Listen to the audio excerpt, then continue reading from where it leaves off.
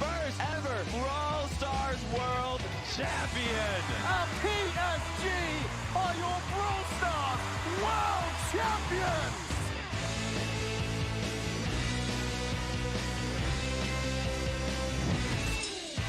The Brawl Stars Championship is back. It is the finals day. One of them is going to be crowned the best Brawl Stars team in the world.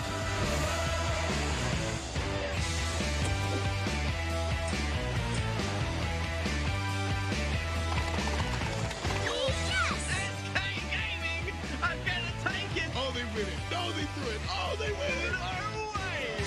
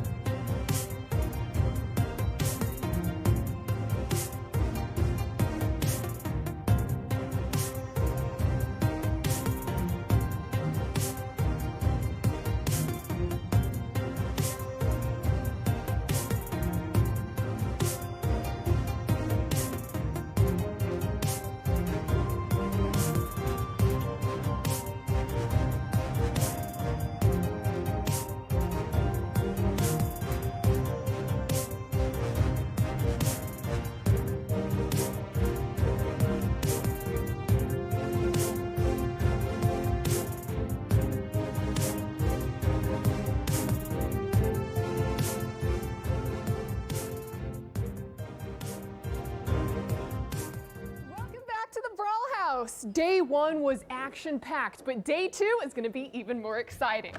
Let's go see who else is in here. Oh, Teddy getting ready. Buddy, I'm not quite sure that's the toothpaste you're looking for, but you know what? I respect it. Fresh breath, fresher cast. Ooh, Brawl Stars bed is looking very nice today, but there's no time for napping. We've got games to play. All right, F Dot. Very balanced breakfast. You're really hungry. Very hungry. Ark, what are you up to? Drinking some...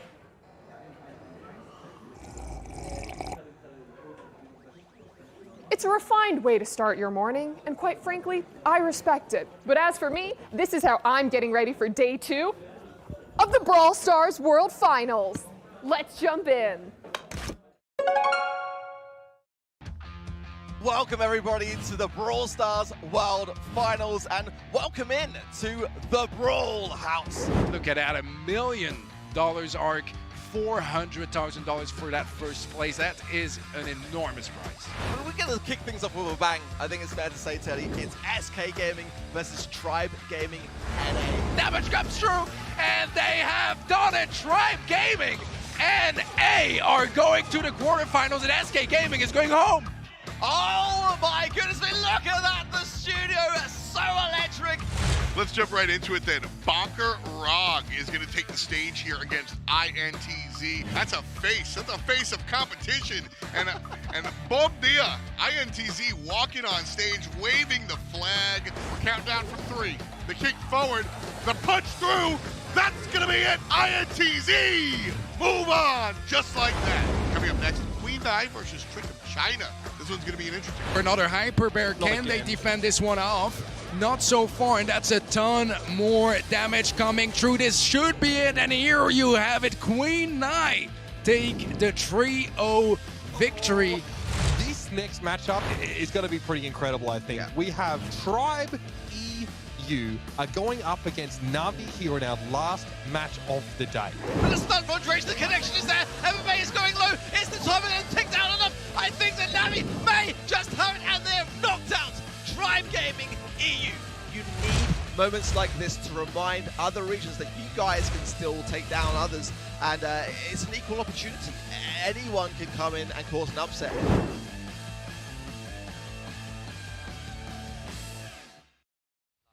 Welcome back, Brawlers. Day 2 of your Brawl Stars World Finals coming at you right now. It's F. Dot, joined by Teddy as always. My man. Actually, not as always. They usually split us up because you're Europe, but now we're all under the same roof in the Brawl House. What's good, man? You ready? I definitely am, man. I have been so excited for the World Finals. Yesterday did live up to the expectations. I'm just expecting even more heat. Exciting matches today and tomorrow, and I just can't wait to get into it. Yeah, absolutely. You saw all the action that we showed you. This is how it went down as far as the numbers are concerned with yesterday's bracket. SK Gaming and Tribe went all the way in the best of 5, so they will take on INTZ, who swept Bunker Rog. Queen Nai swept Trick of China, and so they will go up against, that's right, Navi. Tribe Gaming EU only took a single set. Man, what a couple of results from yesterday. Looking at the bracket for today, we got TIG Origin versus Reply Totem to kick things off, shortly followed by STMN Esports versus Team Flash, AC Milan Qlash against Nova Esports, and last but not least, Aphelion Esports versus ZETA Division.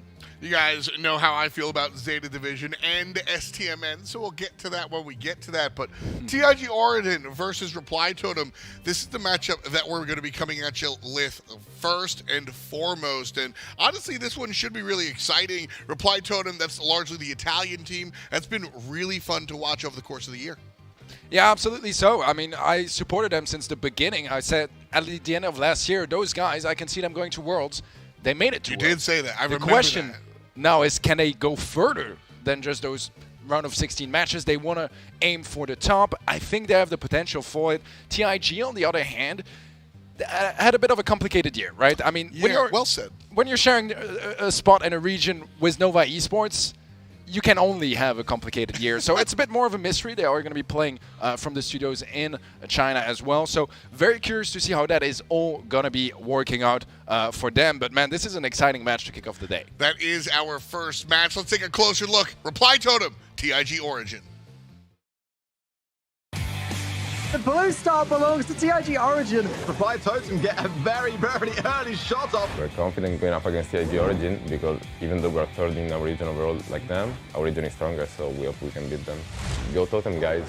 The goal happened in the opening 19 seconds there. 我们已经研究了他们欧洲的打法，我们已经准备好了与他们的对抗。 The last moment, Jason takes out Ming Chan. Oh my gosh! His eliminations will seal the deal.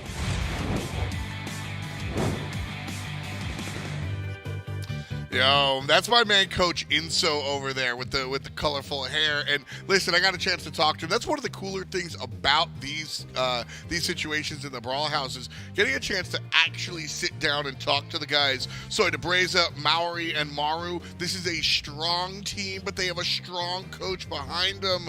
Listen, I have all the faith in, like you said, Teddy had all the faith in this squad. I needed a little bit convincing. I spoke to Coach Inso, and I got that convincing.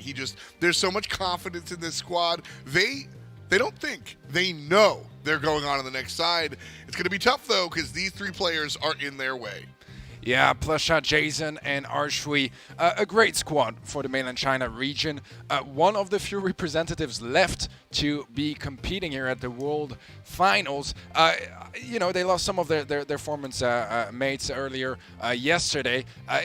There's a lot relying on those guys. A big responsibility to perform here. We'll see if they're able to show up. But we got the bans coming in already. Lola is double banned, so banned by both teams. B is going to be banned as well as Meg. Interesting bans for the most part. I mean, Lola is in an amazing spot. Please ban Lola. Yeah. But every time it wasn't banned, we saw it pretty much on any map or game mode. So I like that ban for sure. Meg also in a really, really great place. B is what I'm a bit more curious about, whether it's to try to dissuade your opponents from playing some of those tanks. I'm not entirely sure what the plan is with it, but it's a decent brawler. It is very specific, though, to countering tanks. Exactly. And then you look at the Meg ban. You know, I'm up here. I'm not on the field for a reason. Meg has been hot and cold. I mean, obviously, she's all that in a bag of chips when she's in the mech. But when not, we've really seen her collapse under pressure. So for me personally, I would put Meg... I don't know if I would throw that ban there. But, you know, what these bans say to me is that it's more... We don't like playing against these characters, and we're a little bit more ready for some of the higher-hitting brawlers. So we'll see how it all works out. Sneaky Fields is our first map here, and that's going to be Brawl Ball as usual. Hot Zone into the safe, and then Bounty and Gem Grab, should we need it, on Shooting Star and Gem Fort, respectively. And so starting off with Brawl Ball, I think this is an interesting one. It definitely sets the pace for the entire match. Yeah, there's a bit of an interesting dynamic, I think, coming into this map set. Totem start off with two of their best modes, Brawl and Hot Zone respectively, but then later on, it goes down a little bit. Modes where they're a little bit weaker, and where on the other hand, TIG tends to shine a bit more. I'm talking especially Bounty, but also even Heist. So I'm really curious to see how that dynamic is going to go, and if Totem can capitalize on those two first modes where they excel at. TIG going to try to take as much as they can early on, and you know, they can also have that extra little advantage where, sure, if we lose some of those modes, at least they know that those were not the most likely to be won by them anyways, but anything they can take early on is going to be so valuable. Absolutely. That's the key. Get there soon, get there fast, because you don't know what you're going to be guaranteed later. If anything, spoiler alert, you ain't guaranteed anything. So as far as our predictions are concerned, we are both going with the Italian squad. That Reply Totem team looks just a little too strong to really contend with. I think so too. You know, I think that the aggressiveness that we've seen from them this year, the confidence they've been gaining, and the experience they got from competing this entire year, I think it's so valuable, and I think it gives them the extra edge. But you never know. TIG might be able to surprise us today. I'm definitely hoping that they can perform at their highest and give us quite a match. Yeah, I'm that at the end of the day. Listen, we put our predictions there, but the only thing I root for is a good set of Brawl Star games. You can see the trophy there winking in the distance. We got it back. I think that was the most fun aspect of the year outside of the competition was the idea that, I mean, hey, we didn't have the trophy all year. It got stolen. It certainly did. Magically reappeared yesterday, actually. I don't know how. Dude, I was literally casting, and then I turn around, and the trophy's there. Bang! Yeah, very, very fortunate, honestly. Yeah, imagine if we didn't have the trophy to give the players this year. I mean, I wasn't sure how I was supposed to address this in the first place. I was just there like, why is there no trophy? Then I remembered, yeah, it's gone. Well, you know, I mean, there is something else that they would get instead of the trophy. $400,000 for first place. So you know what? If you couldn't give me a trophy, but you gave me 400 grand, I might be okay with that, Teddy. I think that is a sacrifice they are willing to make. Yeah. But now we got the trophy and the money and the glory and the bragging rights. Everything is on the line here for the World Finals. We should be getting into our match soon enough. A quick look at our prize pool before that. We start off with 10K for 9th to 16th place. Top 5 till top 8, that's 40K. 3 and 4th place, that is $80,000. $200,000 for second place. And you mentioned earlier, $400,000 for first place. That's $1 million.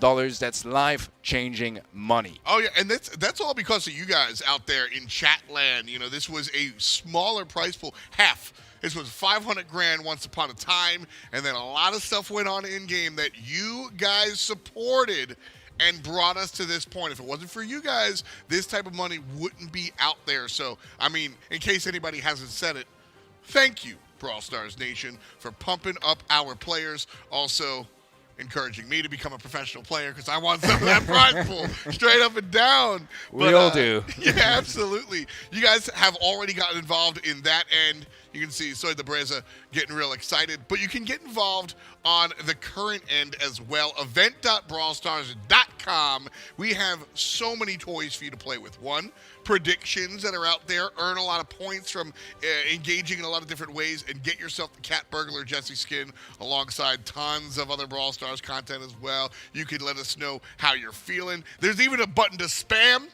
which is obviously the best part of the internet, spamming. Yeah, absolutely so, And yeah, there's pins as well to be collected. And overall, I mean, I love the predictions aspect. Oh, Everyone knows I love predictions, but being able to easily compare them with others and have something on the line, I mean, that's as much as I could ask for, and we got even more than that. Yeah, you saw us flash it on the screen a little bit earlier. 65% are leaning towards Reply Totem. That's not the homies here. That's you guys in the app, or rather on the website, event.brawlstars.com, letting us know how y'all feel. So that's where we get those stats from. They're real, not just made up, like the meta is sometimes. So looking at the way that's going down, definitely a clean look. We've spoken a lot about the Italian team for good reason, but I want to put the spotlight on TIG Origin. Jason, Arshui, and Plushia. These players, you know, like you said, the only remaining team from mainland China, one of the stronger teams in that region for sure. They look good over the regular season. Yeah, they certainly did. You know, I said it earlier. When you're sharing a region with Nova Esports, it's tough. You're not going to be shining that much, you know. They don't have a single monthly final win under their belt. But on the other hand, Totem doesn't either. So to that extent, we have a pretty fair match. And I mentioned earlier the interesting dynamics in the maps. We are going to be starting with Brawl. And look at that aggression. Maori almost scoring from the get-go. But TIG are able to defuse the situation and prevent that very early goal. I mean, that's kind of what you expect from the speed comp, right? Just run it down Broadway, but not going to be happening here for Maori. Chance maybe to push forward here for TIG, gaining quite a bit of control. Jason has a super that could be huge. So the Brother trying to take him out, remove that value, is going to go for a charge shot, removing the ball from that area. The problem is he did end up going down. It does seem like the defense is going to be successful here for Reply Totem. Yeah, real smooth moves here so far. But are they going to go in one more time? Plushia doing a great job locking down this right lane, not allowing Maori to enter on in. The ball kicked back in the mid, and Soy trying to exterminate this mid lane, but the TIG Origin locked it. You know, it's not even defense, it's just a stalwart wall, but that's a big kill by Soy. Archie answers back, but boom goes the dynamite. Pass to Soy. Are they there in time? No. Jason gets the respawn. Yeah, they knew that Jason has some gadgets available to knock them back, get that ball out of the way, so went for the shot, did not quite have time to score that in. So far, Totem do have quite a bit more control. Take Head might find a connection. Maori is able to take it out, but Arshui finds a sweet kill on the right-hand side. That's going to help TIG push forward and try to regain some of that center control. Ooh. Maori stepped up a little too far by themselves, and now all of a sudden, possession over to the blue team. Ball centered, but TIG Origin had the momentum. I use the past tense because it looks like it's going the other way. Slow it down. plushie on the Rosa has been so important for this Origin squad. I know he just went down, but that Rosa play has been a big deal here.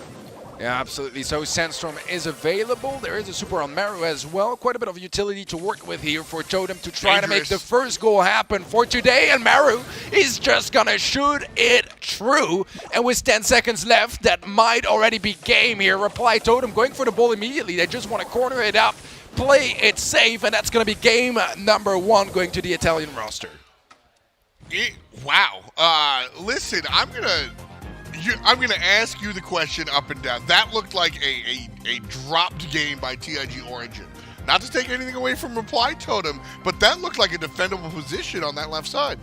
Yeah, a bit of confusion and panic, perhaps. What I think is really interesting about that matchup is we had the B ban coming from TIG. So Totem read them like a book. Then when you ban B, usually it's because you're going to be playing some of those tanks, because B usually counters those tanks. So the goal here was to find other alternatives to try to deal with those tanker brawlers, and they were spot on. There was that Rosa on TIG. Totem brought in an EMS, great at just melting down those tanks, and they found a lot of value over there. Look at that, Maru, 4 kills, quite a bit of DPS, a little bit lower than Jason's, but in the end the value was there, and he was able to help out and I think make the difference in this matchup. Coming out of the gate, Reply Totem absolutely, you know, they just put their cards on the table. They were like, all right, listen, we want to go fast.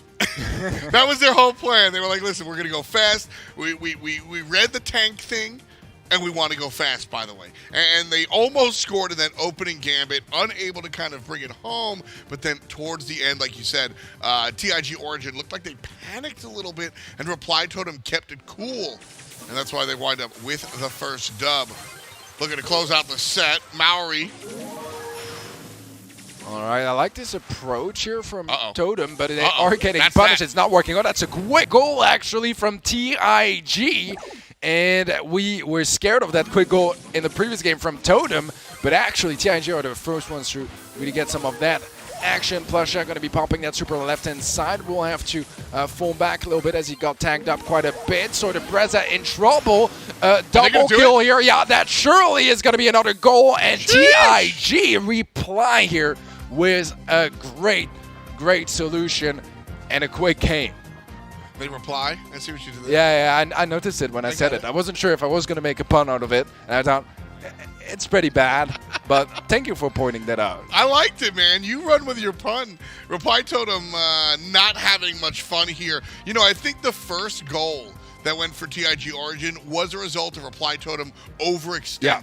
They tried to go in with the fast play. It didn't happen. They got punched in the mouth. The second one, though, not taking anything away from Origin at all. The team from mainland China really just absolutely executed what they wanted to do. They collapsed in the mid lane, got the kill, and that just ripple affected, and they pushed forward.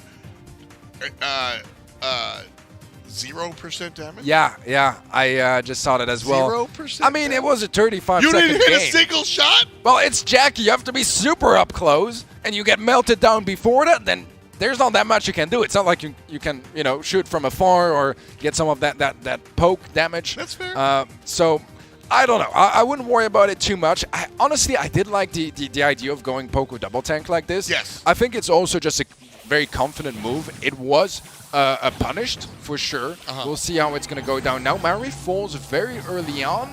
So the Breza trying to find a trade onto Jason, but it's not going to be happening. We have a Spike mirror matchup on the right, on the left, M's mirror matchup as well. Mid is where the difference is. It's Max versus Byron, and so far it seems like TIG got the situation pretty much under control. They have to be really careful not feeding those M supers. They can be so strong near that goal area. Maru gonna fall once more. Is able to corner up the ball, which should create a little bit more space for Reply Totem to defend. They're just brawling better. Like TIG Origin are playing the real classic style where you win a fight, move up, win a fight, move up, win a fight, move up, and then bring the ball with you to score. Look at this. They win a fight, they move up. And just like that, TIG Origin move up to the next set as they collect Brawl Ball, put it in the pocket. It's just the first game for now. There is first goal, sorry. There is still another goal to be potentially made here, and a chance for Totem to catch up. Jason once more finds a sweet kill onto ZETA. Maru is so low HP, should be able to survive the poison. Maru, all eyes are on him. This is his time to shine. He could make it happen here. Maru pushing forward. That's gonna be the goal. Okay, I did speak a little too soon. Oh man, have I sinned? Let's take a look. Mid-fight, again here. Reply Totem. So, TIG Origin have just been winning the brawls. How do Reply Totem answer? All right, well, a bit of a push forward might help here. So the Breza trying to win that lane. He's not playing curveball, which I think is an interesting decision. On the other hand, Plasha is rocking the curveball. So the Breza, I mean, sometimes it can be a little bit more predictable for how you want to hit your shots and line them up, get some nice lineups and angles, but it makes it a little easier to dodge as well. Archery low HP, Plasha falls. It's a 3 versus 2, but HP-wise, it's very weak here for TIG. Another kill comes through. This is the chance for Totem to take the first set, and they are going to be tanking it through. Totem have made it. They took the first set despite actually TIG getting the first goal in that game. What a way to do so. They kept their cool, kept their calm, and were able to provide everything they needed here to secure that first set. Great stuff out of the Italian squad. They are feeling the love right now. Let's roll the clock back and take a look at how this one went down. Like I said, TIG Origin from the middle of Game 2 into the beginning of Game 3 were just a house. But then Reply Totem came around, and it didn't matter how many fights they were losing, how many times they went down. They were able to navigate and find themselves on top. Really impressive. You know, like I said, I wrote them off a little too soon. For that, I apologize. 6-3 for the Ems player out of Maru here. Real strong area denial coming out of Ems. Yeah, Ems just provides so much value, you know, and having this much team damage and even average DPS means you have a lot of supers, and those supers, they can absolutely unlock tight situations, which you need on sneaky fields. Dueling Beetles is going to be up next. This is actually Totem's second best mode right after Brawl Ball. What I'm a little bit curious about is that I thought that Totem struggled quite a bit in Brawl Ball. So here's the thing when it comes to stats, win rate, Brawl Ball, and the real world. I think that Brawl Ball is the most volatile game mode. I really do. When we look at Siege, I think that's the opposite. I think it's the most tactical. That's the one that I kind of lean on the stats the hardest. But Brawl Ball, as we say in America, any given Sunday, man, I really do feel that. When it comes to Hot Zone, it's a little bit more strategic, like I said, regarding like Siege. This one, I would lean on that a little bit more. So that idea that they struggled in a mode that they're strong in, it's just Brawl Ball. But this one, that's where I go, y'all can't struggle. This one you have to crush. TIG Origin have their work cut out for them here. Yeah, I think at the end of that first game, of that third game in this first set, this is where I started thinking, okay, Totem are starting to feel their groove, gaining their confidence, because we have some 1v2 situations that they won and scored after. And doing that on stage, you have to be able to just control your stress incredibly well. And I mean, you know, they're riding off a little bit of momentum now. They were especially able to save that first set. That would have been a disaster for them, losing their best game mode early on. It's their best chance to gain an advantage. They did so. Now the question is, can they capitalize? Can they just roll on that momentum? And see, that's the thing. I'm not sure if they have momentum, because like you said, that was harder than it should have been, quote unquote, to Reply Totem. Absolutely. And when you have to work for something that, like you said, you kind of just think you should take, the whole winning momentum thing, I think they're like, I hope nobody saw that, man. I was a little closer than it should have been. So, you know, they're coming in here. I would treat this, if I Reply Totem, as if it was, you know, set number 1, just right out of the box. Again, reminder, coaches are live in comms. So Inso is in the ears of the boys right now telling them, calm down, chill out, hot zone up here. How y'all feeling? Let's jump in. All right, we have some pretty different strategies. We have the Penny coming in for archery. I'm not sure how much value you can find in this situation. It can be great against the lollipop drops if you have a super available, but until you have that, it's pretty hard to hit shots and find a whole lot of value. Mary with a super, gonna be running Solo Screech as well. That provides quite a bit of damage if he can line them up nicely. Plusha finds the kill onto Maru, but the problem for TIG is that so far it's been pretty much only Reply Totem in the zone. Yeah, Reply Totem kind of just fed their front line to TIG Origin, but the entire time, Maori was just dancing on the point. So 40% built up here, and just now is Griff able to sort of make some moves. Still sub 20% though for the blue team.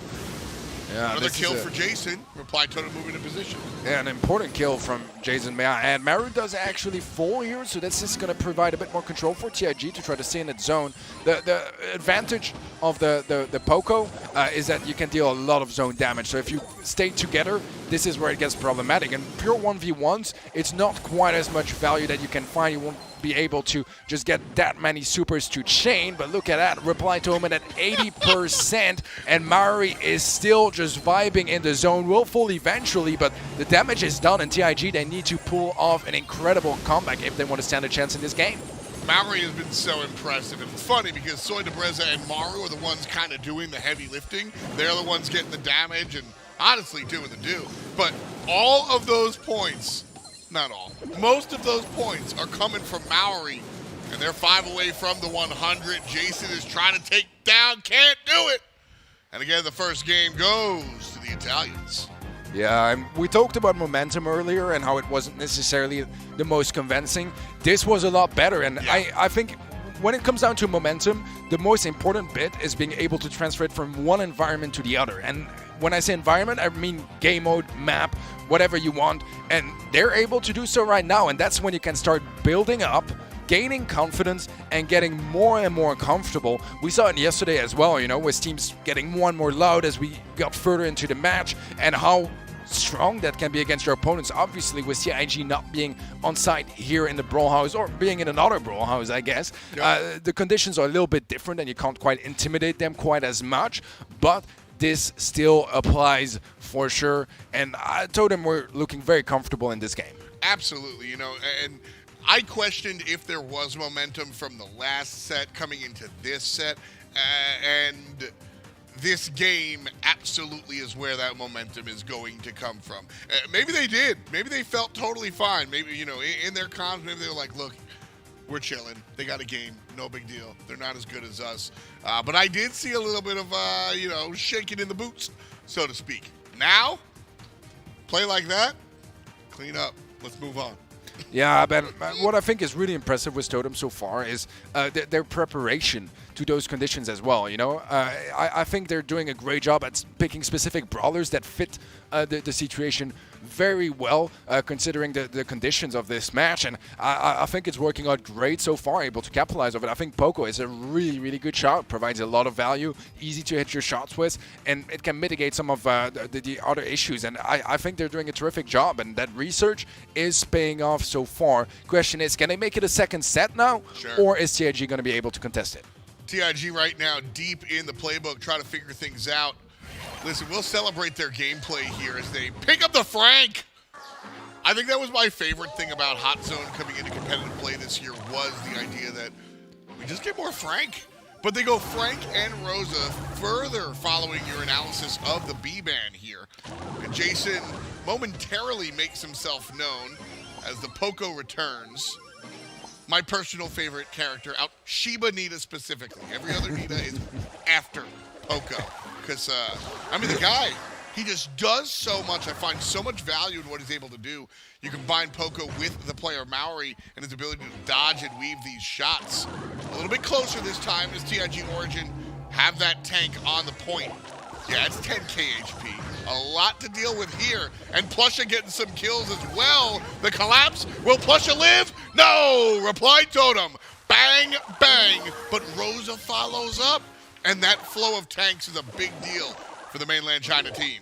Yeah, TIG are catching up. They are actually able to overtake the lead, but the double stuck coming true there from Maru. Double kill follows up, and this is so important here for Totem. 80% secure. They are taking back the lead, and TIG, they're not done fighting just yet. They're still pushing forward. They want to contest it. They have that super available on Frank, but can they place it in time? It goes true, but it doesn't find a connection, and Reply Totem make it 2 sets in a row. Real clean. That one, I did not call early. I saw that one just like that. Making a movie, my man, Reply Totem. Listen, I think this is also one of the fun sides of seeing all the swag the players have, bro. Like, these guys know what it is to win. Maru's a little locked in. But everybody else having a good time, and you'll love to see it.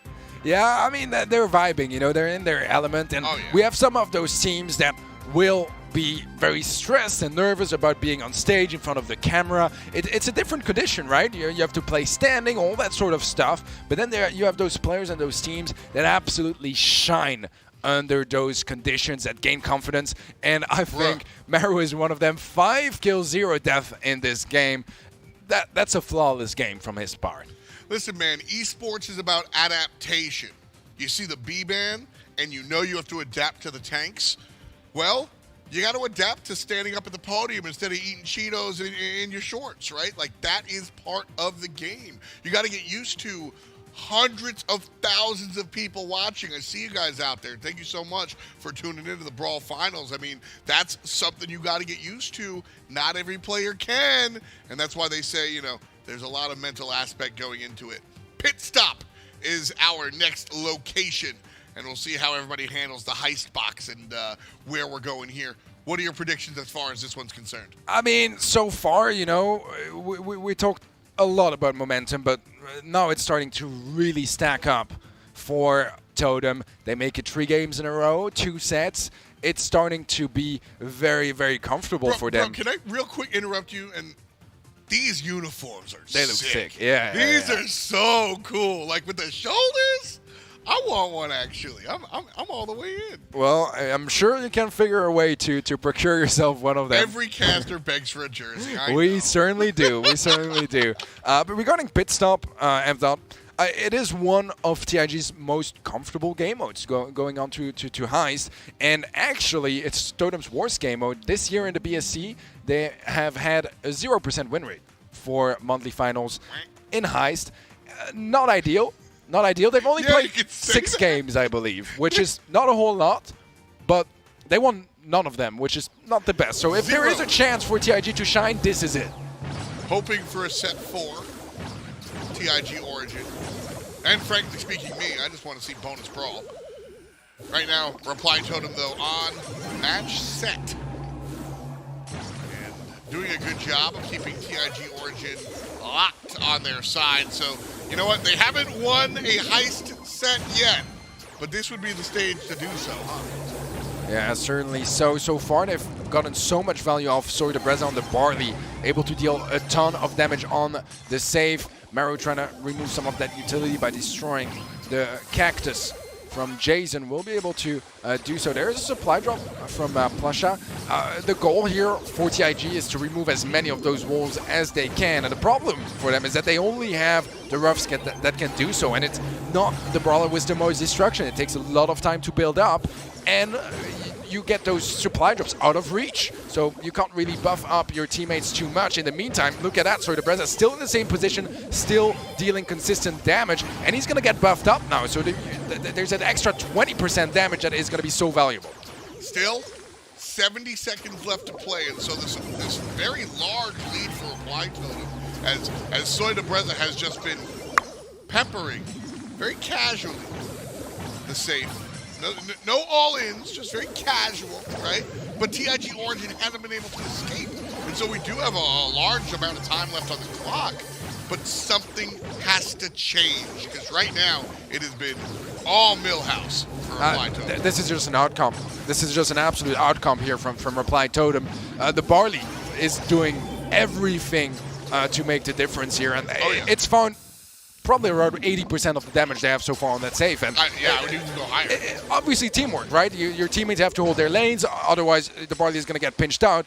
But the value is absolutely insane here for Totem. Only 20 seconds left, and at this point, TIG, they need to deal 77% damage to take back that lead, and in 10 seconds that is just physically not possible. Reply Totem about to hit match point and are just one game away from the quarterfinals.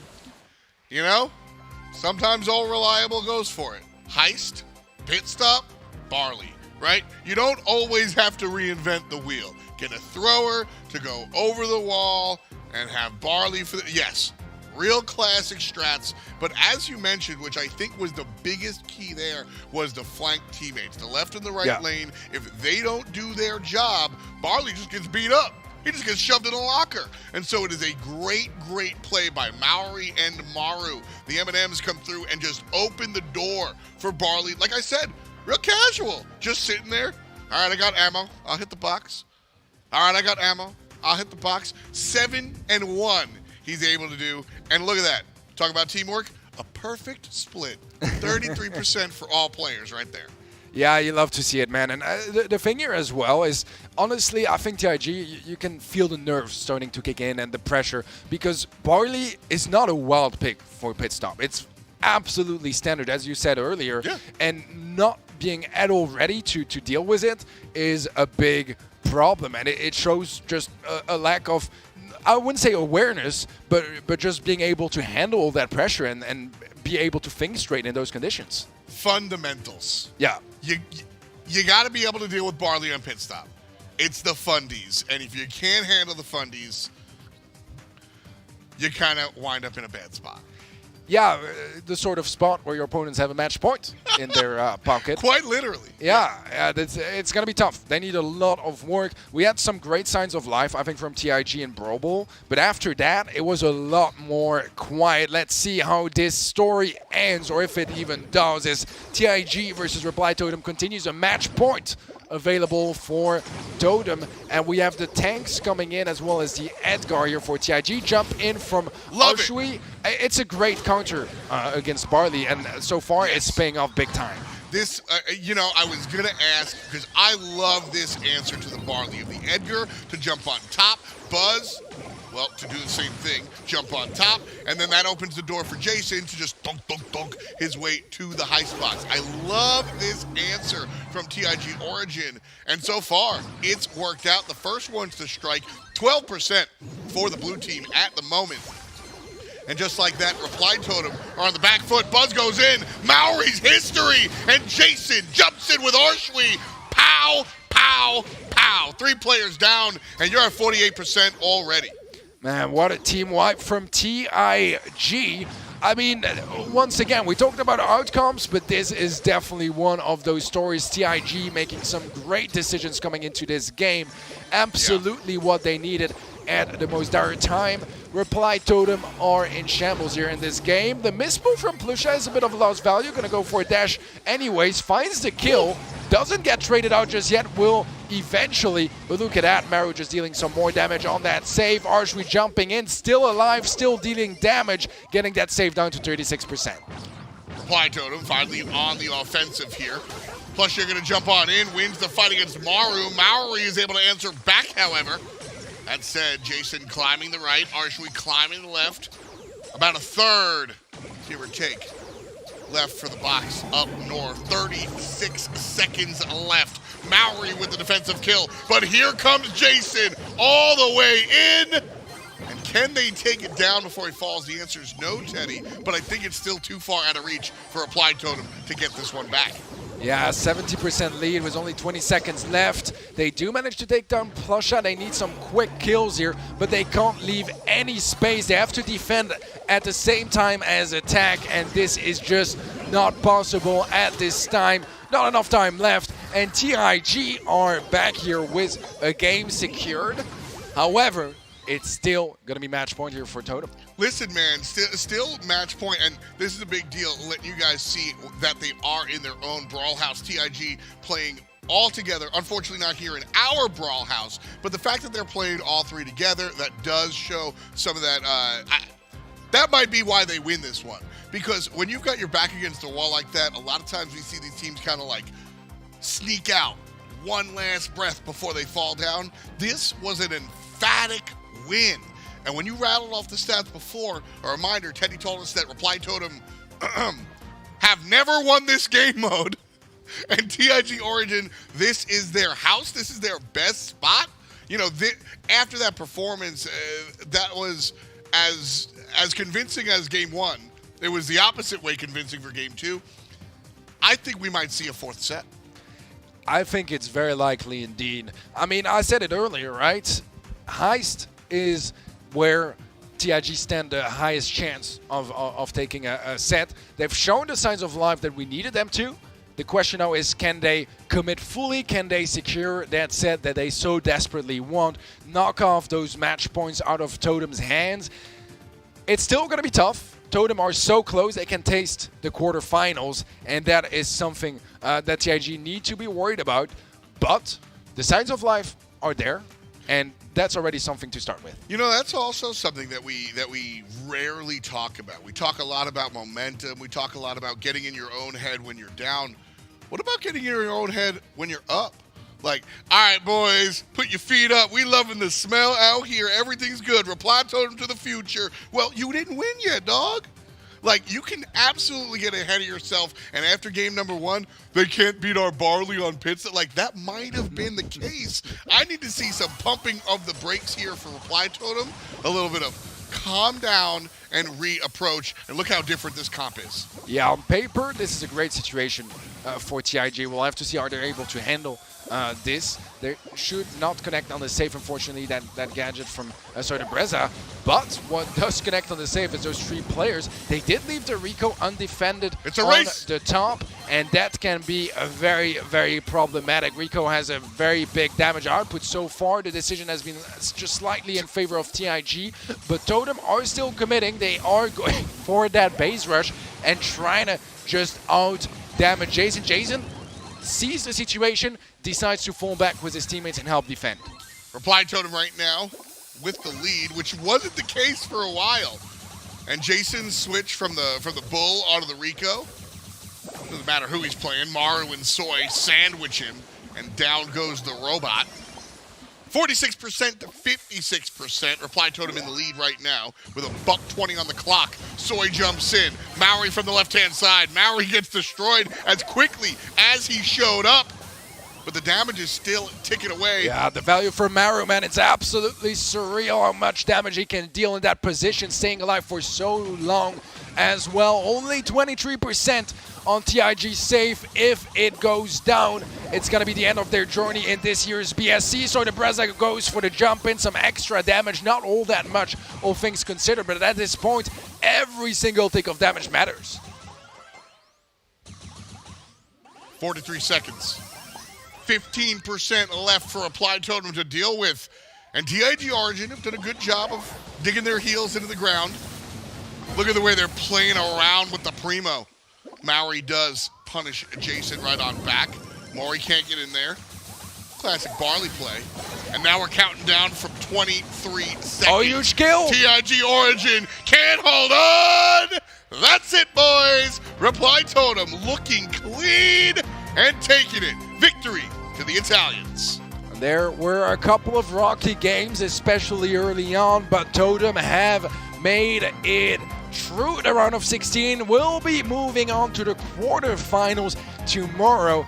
Great performance on their side. Happy celebrations as well. Hey. And Coach Enzo joining up to congratulate his teammates. Great stuff from Totem. TIG gonna be disappointed with their performance, but I think they can be proud. They showed some really great signs of life here, and we're just never able to get the momentum rolling and winning multiple games in a row. Yeah, at the end of the day, we saw them. We absolutely saw them play well when they knew what they were able to handle. But Reply Totem, I think, were just a couple of degrees too hot.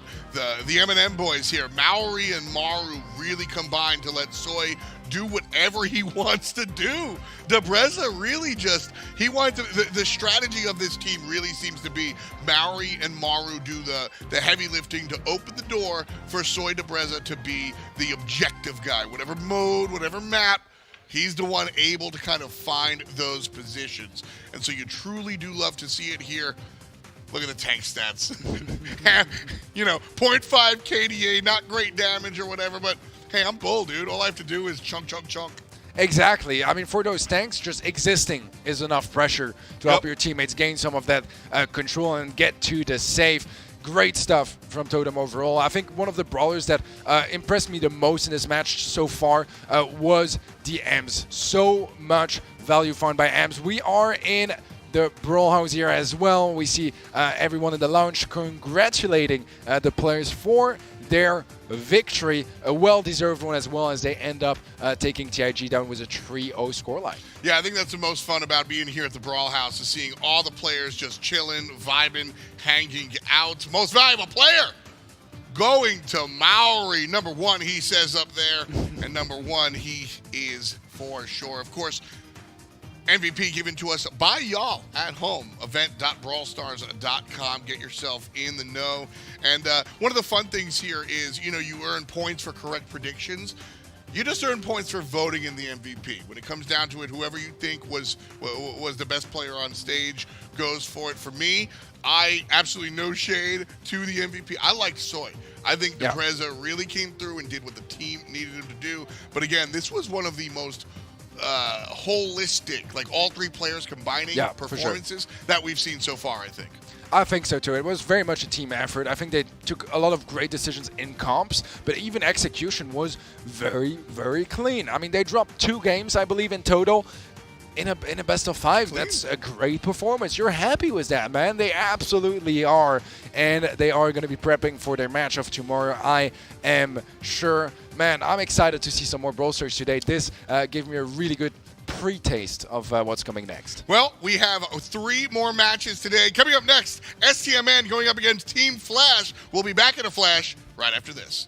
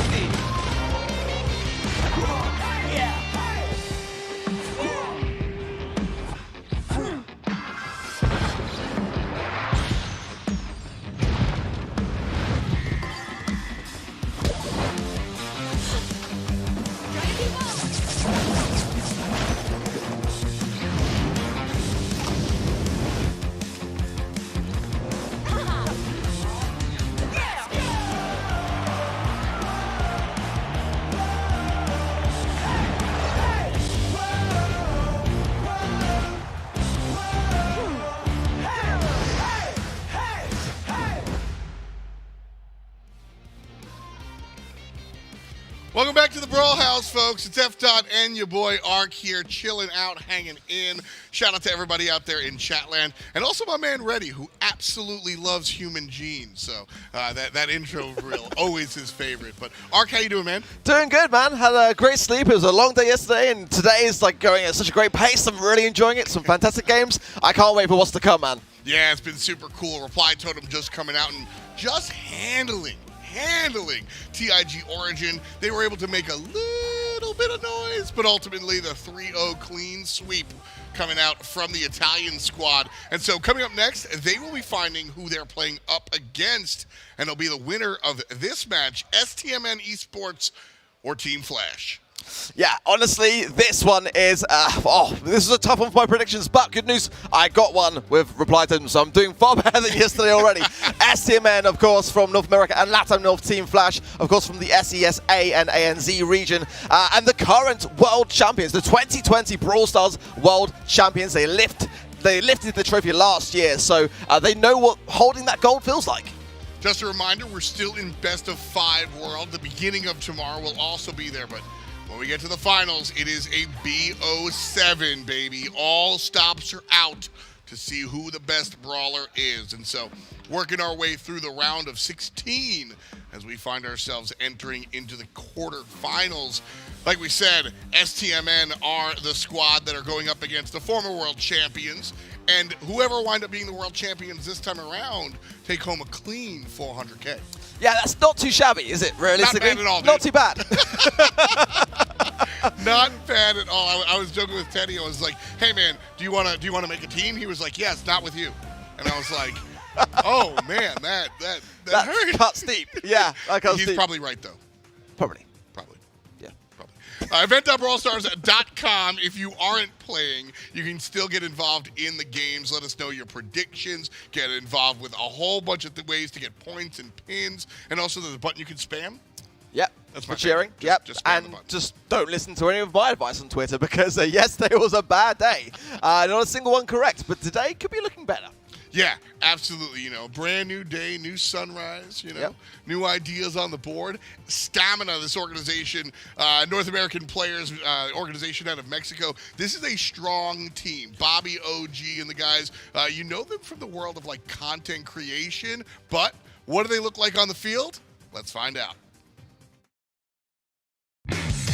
Team Flash taking first place. STMN taking the victory. I'm confident because we have me, but we also have really good team synergy. We've been playing amazing in the last month or so, and I think we're on a really good roll. Bobby as well has his ball. Here comes the dribble. Oh, what did I just watch? We've discovered that the meta is very, very different from our region. There are certain things that we do better and certain things that they do better. We're the current world champions and we hold the world trophy. To all the other teams, good luck trying to take it. Team Flash back-to-back champions.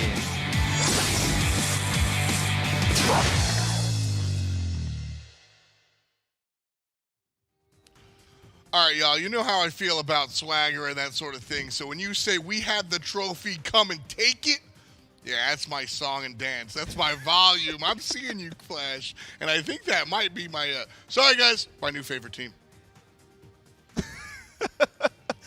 Honestly, I feel like this is going to be an absolute banger of a match, I've got to say. I mean, for STMN, it's third time lucky. You know, they missed out in 2020, they missed out in 2019. This is their moment to shine on the world stage. And I mean, they've got a fantastic opposition.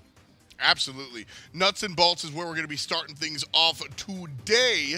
And an interesting one for sure. When it comes down to nuts and bolts, like we said, you know, or like I always say, I find Siege to be a little bit more of the X's and O's, a little bit more strategic than some of the other game modes. We'll hit Hot Potato and Layer Cake as well, and Pinball Dreams Ring of Fire if we need it. And I think we might need it.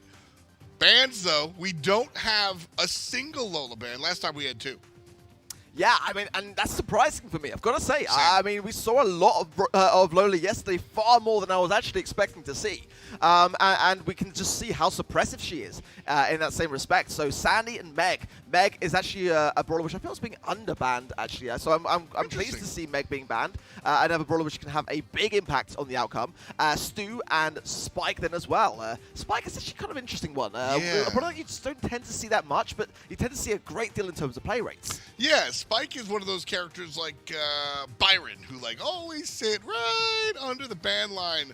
Flash say no, and I think that's a little bit of insight. You heard Flash talk about how vastly different the meta is from what they're used to at home, and I think that's what it is. When you look towards the rest of the world, Spike is a staple that really ties the room together, and what if we just take it away? Yeah, and that's a brawler which OG loves to play as well, by the way, on STMN. So yes. It's going to be very interesting to see how they adapt. I've got to say as well, looking back through my stats as I was getting all prepared, this is a great game mode for Team Flash. They've got a 76% win rate on Siege, 16 wins to 5 losses. On the side of STMN, they've got a 37% win rate. That's not great. 7 wins, 12 losses. Yep. So this should be, realistically, a great chance for Team Flash to get an early lead. And right now, Team Flash have gotten an early lead. Grab a couple of the first bolts up for the taking. Able to maintain mid control. Level 3 bot, not really that concerned, although not a lot of damage coming this way. Response is able to take down Bobby, and so we will see some damage onto the Ike right away. And more so than I was expecting. Almost a quarter done by Team Flash in round 1. I've got to say, I do love the Team Flash comp. I've been running it myself, a lot of Griff combined with Lola, and it is a fierce thing to go up against. And already you can look at how Response is utilizing that gadget so successfully well there to gain that mid-control. Bolts-wise, there's only 2 in it, and a chance for STMN down to push forwards and gain some. So what makes the Lola-Griff combo so deadly in your eyes? You can just use the Griff gadget to go straight in with the piggy bank, break open the map, and that's where Lola thrives, having space to utilize and really keep everyone back in that spawn area. Well, I'm going to ask you for the lottery numbers because exactly what you said earlier is happening right now. Team Flash is keeping stamina under the thumb. 100. Good play by the Sprout there to cause this bot going left to right, left to right. Oh, and again! 1, 2, 3. That is why Sprout's my favorite brawler. Yeah, we saw yesterday Brawl today again in Siege, absolutely. And yeah, OJ, you really utilizing that transplant gadget super well for good Valiant defense, but they do need to establish mid-control. I want to see a bit more stunning from Bobby there. He gets stunned himself by Cypher, and a nice takedown mid-control at the moment, all with Team Flash, and surely a third and final push on the is inbound. Real talk, I think Stamina, I'm going to say, have gotten 1 kill, but I don't think they've gotten any. It's definitely been a struggle. I mean, Sprout has got like a little bit low sort of damage, and that's it's great for defense with the wall as we see again going to be going down. But yeah, Bobby realistically not getting the value that he wanted. And Scythe really is with that stun there. The bot going to come in and finish the deal. But yeah, not around for STMN. They're going to have to rethink things a little bit through regarding the next game. Team Flash certainly looking like last year's world champions. This year's perhaps, but certainly a lot more Brawl Stars to be played. Right now, though, that was a devastating loss. The Stamina guys talking it over here as they're trying to figure out what went wrong. And straight up and down, I'll tell you what went wrong. Just they couldn't win the fights. Flash won every single fight, maintained mid-control. It didn't even look like there was a hard-fought strat to maintain mid. They just beat them. Yeah. I mean, if you're going to be running Griff and Lola, you've got so much range as well. And it also takes away so much of the cover that it kind of eradicates the effectiveness of some of the other throwers that could be used on this map. I mean, we see Sprout as being a great brawler for defense, but Barley would be a great one as well for a bit more offensive control. Yeah. I think realistically, for me, STMN are going to have to match this similar idea. With Lola in play, being in such a great spot, I think you've got to at least consider bringing in her with some kind of wall breaker. And for me, Griff is a great one, but there are definitely a few others which could be catered towards STMN's playstyle. Confirm or deny not banning Lola was a mistake? Oh, that's a tough one, because it really depends on your strategy going in, and sometimes, leaving a brawler open, it could be a trap. It really could be something that you're expecting your opposition to walk into, and then take them by surprise and give them the ambush. I think that for sure, if it's not banned, for me, I would personally choose to play it. And in a map like this, it's just about kind of deciding what you'd be pairing that up with. I think she's got some great utility, especially if you get that first push. You can really keep your opposition back in that spawn, throw your gadget forwards, and have the clone do all the work. My man over here, Flash.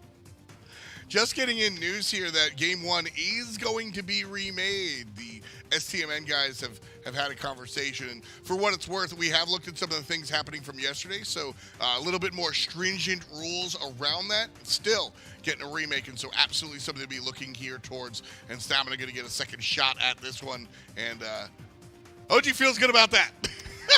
Yeah, I mean, when the camera came off, I definitely looked like they were taking what was only the first game of defeats, quite hard on themselves. So that explains that one, and we'll look to rectify that as soon as possible on the stage side of things. But again, just to run back through, how STMN have been performing throughout the course of this year. 5 grand final appearances, 2 monthly final wins is a pretty decent amount of consistency in North America and Latin North as the number 2 seed in the region, obviously just shyly behind Tribe Gaming NA. And that's the thing there, is that you always have to put it into context. Listen, when we look at Zeta, formerly Jupiter, yeah, you run the table, there it is, thumbs up, you never leave. But when you come down to the North American region, there's a fair amount of talent in there that you have to compete with. And so when you look at STMN and you look at their numbers, you have to take into account that yeah, you got Corey and Zulon in the same room trying to do the same thing. And so that's going to alter how successful you can be for sure.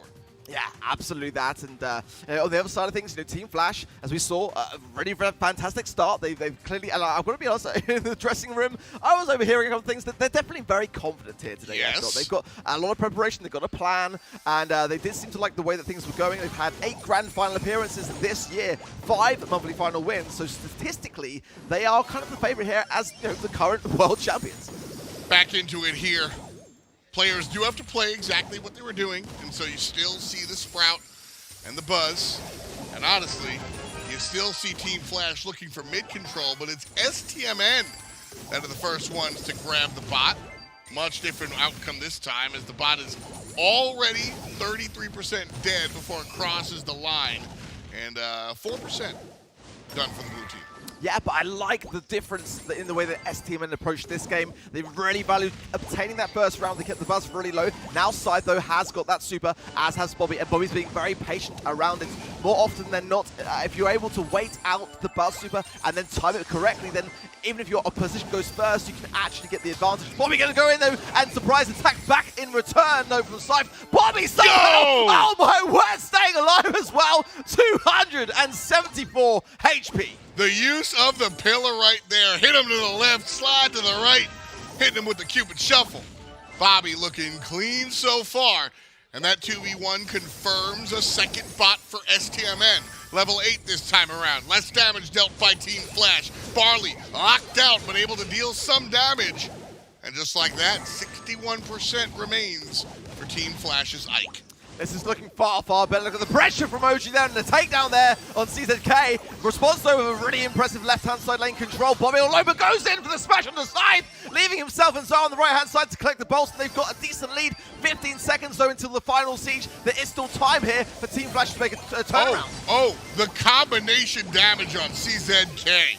And OG takes down Scythe. Response is locked there on the left side. Whether he's alive or dead, well, now dead. Effectively dead because of the zoning from the Barley AoE. The guys are barking. They know how they feel about this one. No time left. Team Flash are going to look at game 1 fall through their fingers. And the Stamina guys are loud. Yeah, I mean, it was a completely different team. It really was. So clearly those technical issues for them looking far, far better now. They really value that first bolt. Getting the lead is so important because if you don't have that first push, the Griff on the side of the pig bank and the Gadget can just open things up at their will. That was the thing which just kept Team Flash just retained in that respect. Some of the highlights coming at you, that was the absolute highlight for me. Bobby taking the 1v2. I thought this was going to be a moment where Response was going to be able to push in and kind of take advantage of the attention to the right lane that STMN were giving. But instead, Stamina finished the fight on the right real quick and locked Response out like he was in curfew. Yeah, bringing in the Barley as well is a difficult one to call, really, because ultimately, if you lose that mid-control, then you're going to have less places that you can effectively hide behind to try to re-establish that control, but it does work really, really nicely, even with a Sprout, because they're kind of expecting that to be had on the other side of the field as a pretty decent option when it comes to their defense. So I do like the Barley pick, but it is a risky one, it's got to be said. Do you want to see a change here from Team Flash, or same thing that they did before? They're going to bring out Lola and the Bell, and I think the Bell for me is a great shout here, honestly. I mean, you know, especially with Team Flash breaking open the map, not to mention the fact that that mark from her super is going to make sure that the bot goes down even faster. Yep. You got the Primo there as well, which I think is going to be shredded with the Lola. I think, honestly, STMN have got a great chance with this comp. Yeah, I think STMN read what Team Flash was going to do, and if you're new to the Brawl scene, it's blind pick, which I think is so much fun because there's a lot of mind games that go in. Bot walking downtown, Stamina able to do a little bit more damage this time around. They get a corner and run with it. Folks, they almost grab a half of the Ike in the first push. Great connection there from Zal. The follow-up as well was spot on, but Scythe is lurking on this right-hand side. He's got that super to hand. Bobby, though, gets some hits, and the actual knockback is perfect for him and gets a favorable transaction, whilst OG holding that mid really, really nicely against Response. CZR coming in there with a piggyback to break open that top side of the map to give themselves a bit of space to maneuver, but at the moment, STMN are playing so well. The stun out of, it's so important. That moment of action, so important. And again, mid control confirmed by the blue team. The North American squad have their second bot coming here. Level 9, Jar takes down Scythe. Only 2 players to play defense. Walking in, and the Ike is falling. And just like that, Team Flash, watch. Stamina takes set 1. Very, very nicely done. That Ike got absolutely shredded, and especially when I was saying back to the previous stats for STMN on Siege being only 37% as a win rate, literally their worst mode. Yeah. That was dominant. That was very dominant. Complete dominance coming out from STMN. Let's roll back the clock and take a look at how this one went, because again, this really came down to, I thought the Primo was a nice shot, and STMN predicted it. It's like they read the playbook. Yeah, they've clearly come well prepared, and it shows. I mean, look at that. This is why Lola is so dangerous there, with a freeze frame gadget there to make sure that OG was able to stay behind that with some protective fire, and there's some fist bumps, a bit more positivity and life coming from STMN after that rocky start. You know, I think this is one of the fun things about esports. STMN, 3 wildly different visual people, right? And able to come through and just be a lights-out team here. Moving on to Mortis's Mortuary now. How are your feelings about this this fun spot?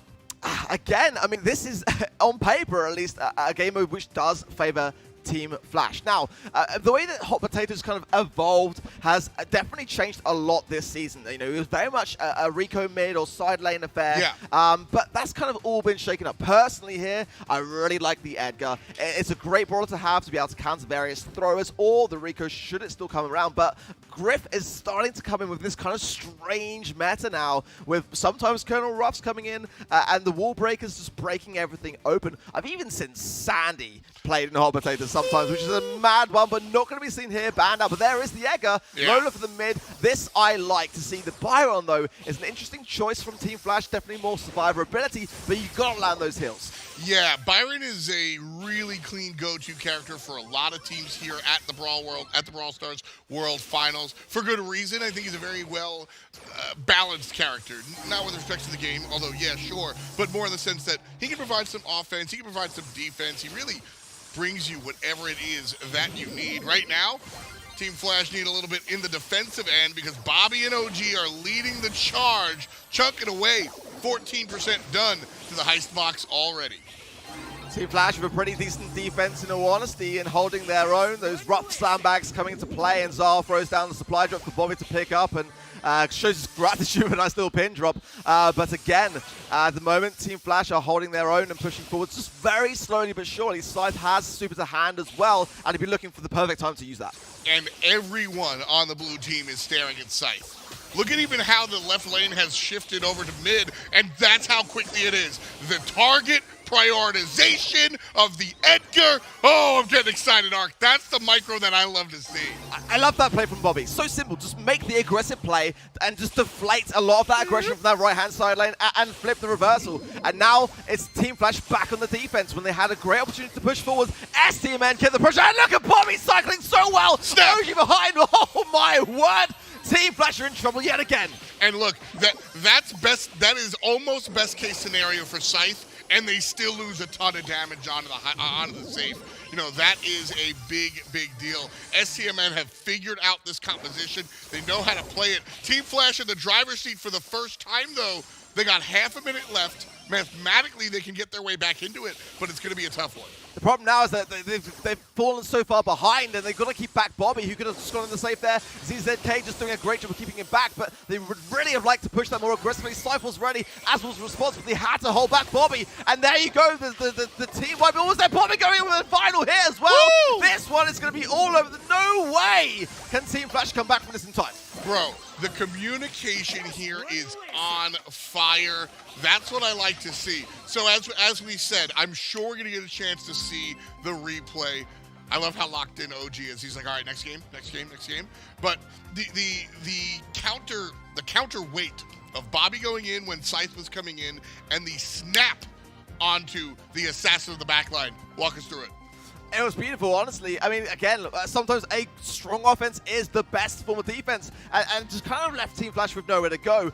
With a comp like this, with Buzz and Lola, you can really tear up a safe, and the Ruffs was a great idea as well to have a little bit of defensive capabilities, but everyone there you can just see working so harmoniously well together, and STMN are looking like a complete unit. And so that call, the Edgar call, is a call that has to happen before it happens. What's going on there is everybody's looking at Edgar on the right, in the right lane, and they're saying, watch out for Edgar, and Bobby goes, okay, I'm going to go in. That torts Edgar. Maybe I should play defense? No, I'll go in. And because you already made the watch out for Edgar call, when he jumps in, they're able to annihilate him so quick. That communication is the difference between teams at this level.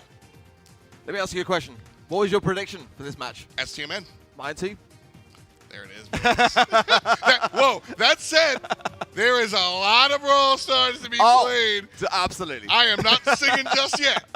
We do not know, but I have had so much faith in this team, looking at their ascent throughout the years. And I mean, that's also the thing is that, you know, OG and Bobby, they've been playing since the beginning, before the BSC. Absolutely. And that sort of veterancy absolutely matters. We'll see if they can close out this set to make it a 2-0. Team Flash in a much better position, though, already. I think they've chosen the Barley pick at a wise time. STMN have not got the Eggers, so the controlling factor which they were lacking in the last game could well be coming into play. Bazaar will be running air superiority, I imagine, so able to break up some of that cover accordingly to try to eradicate them. But look at this already. We've just started, and Team Flash have got more damage than they had in the entirety of the last game. Yeah, this was a big adaptation coming out from the Red Squad. Love what they were able to do. But can they continue it post-respawns is the question. Bobby jumps to the left side, and that's was the answer that we had from STMN last time, but now it's on Team Flash. Their target acquisition, very quick. And so that play last game won STMN a whole push. This time, neutralized by Team Flash. Yeah, clearly Team Flash are starting to locate Bobby as being a threat, but he's going on a bit of a tear here, and CZK is the next one down, goes down. Bobby holding back on the swim, and now goes in for the switch. That's a wipe for Bobby. Are you serious? Again? You can do that once per set, sir. Bobby said, no thank you, I'll have seconds, and gets another 2v1, which opens the door and has now more than tied the game for STMN. They've gotten it and ran with it. Bobby takes one. Bobby takes two with the help of OG. And Jar and OG pumping damage into it. 31% left for the red heist safe. The map is so open now, it's going to eradicate what CZK can do about this, and that's a bad thing for them. Scythe coming in now, there is still a little bit of time. If Team Flash can just regain some of this composure, but STMN just keep the pressure on. They're positioning on the right-hand side in a good place as well. OG able to spray through the bushes. They've done so much work, but can Team Flash get a turnaround? It's going to be tough. Going to be tough. Kobe on the clock. And Bobby leading the charge one more time. Pull in, down he goes. Bobby runs back, Scythe jumps in, OG gets the turnaround. And I gotta say, that's all she wrote. Stamina took set 1, they took set 2, and now we move on to the third. Oh my word. The players are going crazy behind me at the moment, and STMN are feeling very good about this one. Again, when we came on live, I said this the STMN were looking for a third time lucky, and this could be their opportunity right here. They seem in control, but Bounty is a very different game mode. They've got to be very cautious if they want to continue this kind of success. See, here's the thing. I don't have the stats, but STMN always impressed me on Bounty. Piper on this team is one of their go-to characters. The sharpshooters in general, which is generally the meta that we see in Bounty, really, really clean for them. But again, this whole set was Bobby. Yeah, it really was. I mean, the team wipe, you don't tend to see that much in all honesty on Hot Potato. It's literally the map that's most designed to be split left, right, and mid. Yeah. And yet, it just seemed like he was so in control of his positioning. I mean, Bobby here, not a phrase we use often in Brawl Stars. Bobby was playing entry fragger, right? He was kicking the door open and just being like, boom, I'm here. You have to deal with me. And Team Flash was trying to deal, but the problem is, Bobby has two teammates. You remember that? So they were able to just shoot from beyond and get it done. And here, this is momentum. Listen, Ark and I told you our predictions that we had STMN here. I think we are overwhelmingly in the minority. Flash is last year's world champs, and they might get knocked out in the round of 16. I mean, isn't that like the ultimate bragging rights to be able to say that you took down last year's world champions in the first stage of the competition? I mean, yes. That's a scary prospect. I mean, the thing here that I think the Team Flash have got to go in with is a solid strategy. I like the fact that STMN have actually dropped the bus because I think it's a great brawler to have on Layer Cake. In all honesty, Bobby going back to the G, which we know he knows and loves. Zar on the max, which we know he can do very, very successfully well. OG on the roughs, probably not where he wants to be. He likes the spike, but ultimately he's making it work. Yeah, exactly. And, you know, I didn't take the map into account when I was bringing up the sharpshooters, so I like the change of approach here from STMN, knowing how much just blockade is in the way for those long-range shots. At the moment, STMN have the blue star, but Team Flash are squashing and crunching. Are they going to get punished? Jar says yes, and the immediate retreat from Team Flash.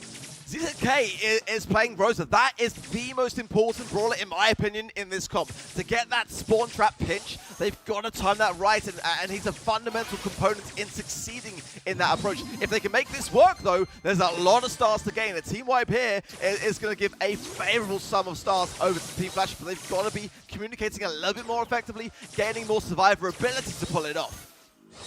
This is a scary strat to work with a lot of times. You're going to group up in Bounty. Isn't that like the opposite of what you want to do? But when you have the level of communication that STMN has kind of showed us so far, you can group up, spread out, group up and spread out, like the hokey pokey, if you will. You want to talk about taking 1 foot in, Team Flash are 2 feet in, going all the way for, no, okay, all right. It was a bait. It was a bait. Now they're coming all the way in here. Right-hand side doubling up. Where is CZK going? Get over here. Down he goes to the hand of Jar. 7 seconds left, and it's 5 stars. Team Flash are retreating, and STMN are 1 game away from clean sweeping last year's world champions. They look so calm, so composed. I mean, like, towards the end of that, their team pool here, Team Flashes was all over the place. They had, Team Flash, in my opinion, had a fantastic comp to go around that situation. But STMN played it calm and collectedly. OG just bringing in those supply drops, keeping everyone buffed up and, you know, staying on their feet. Most importantly, the sandbags as well for the defense. Everything was just on point. They had no rush. They had the early lead, and it just goes to show how important that can be in a map like Layer Cake. Yeah, listen, I need to stress how on point Team Flash's composition was, how great their approach was, the idea to spawn trap, the idea to come in, no just kidding, come in, no just kidding, all right, now we're going. The timing was perfect. Like, this is a fantastic team. I think almost virtually any other squad might have fallen down there. You know, really fun stuff. And right now, all 3 players on STMN are putting up the big stuff. Event.brawlstars.com. You can vote for your MVP if you think they're killing it. You can spam the chat. You can watch the game just hanging out, logged in. So, like, real cool stuff going on event.brawlstars.com. And you're an in-game collector, some exclusive stuff there too. Oh, and I'm kind of worried about that fact because I need to get my hands on those pins.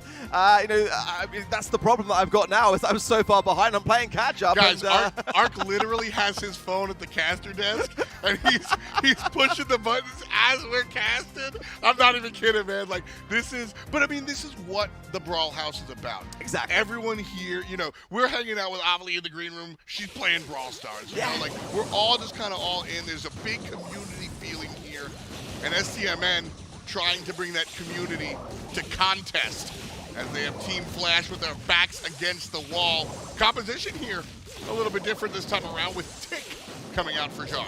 Yeah, Team Flash have got to establish more control, and they went for the Tick themselves. It just so happened that STMN came in with the same idea at the same time. I like the Sprout pick as well here, good for control. And Team Flash have clearly put a lot of thought into this because when the camera was panning past them, they are looking pretty shook. They've got to start to tie things up a little bit more than they have been because, at the moment, they haven't got a single game under their belt.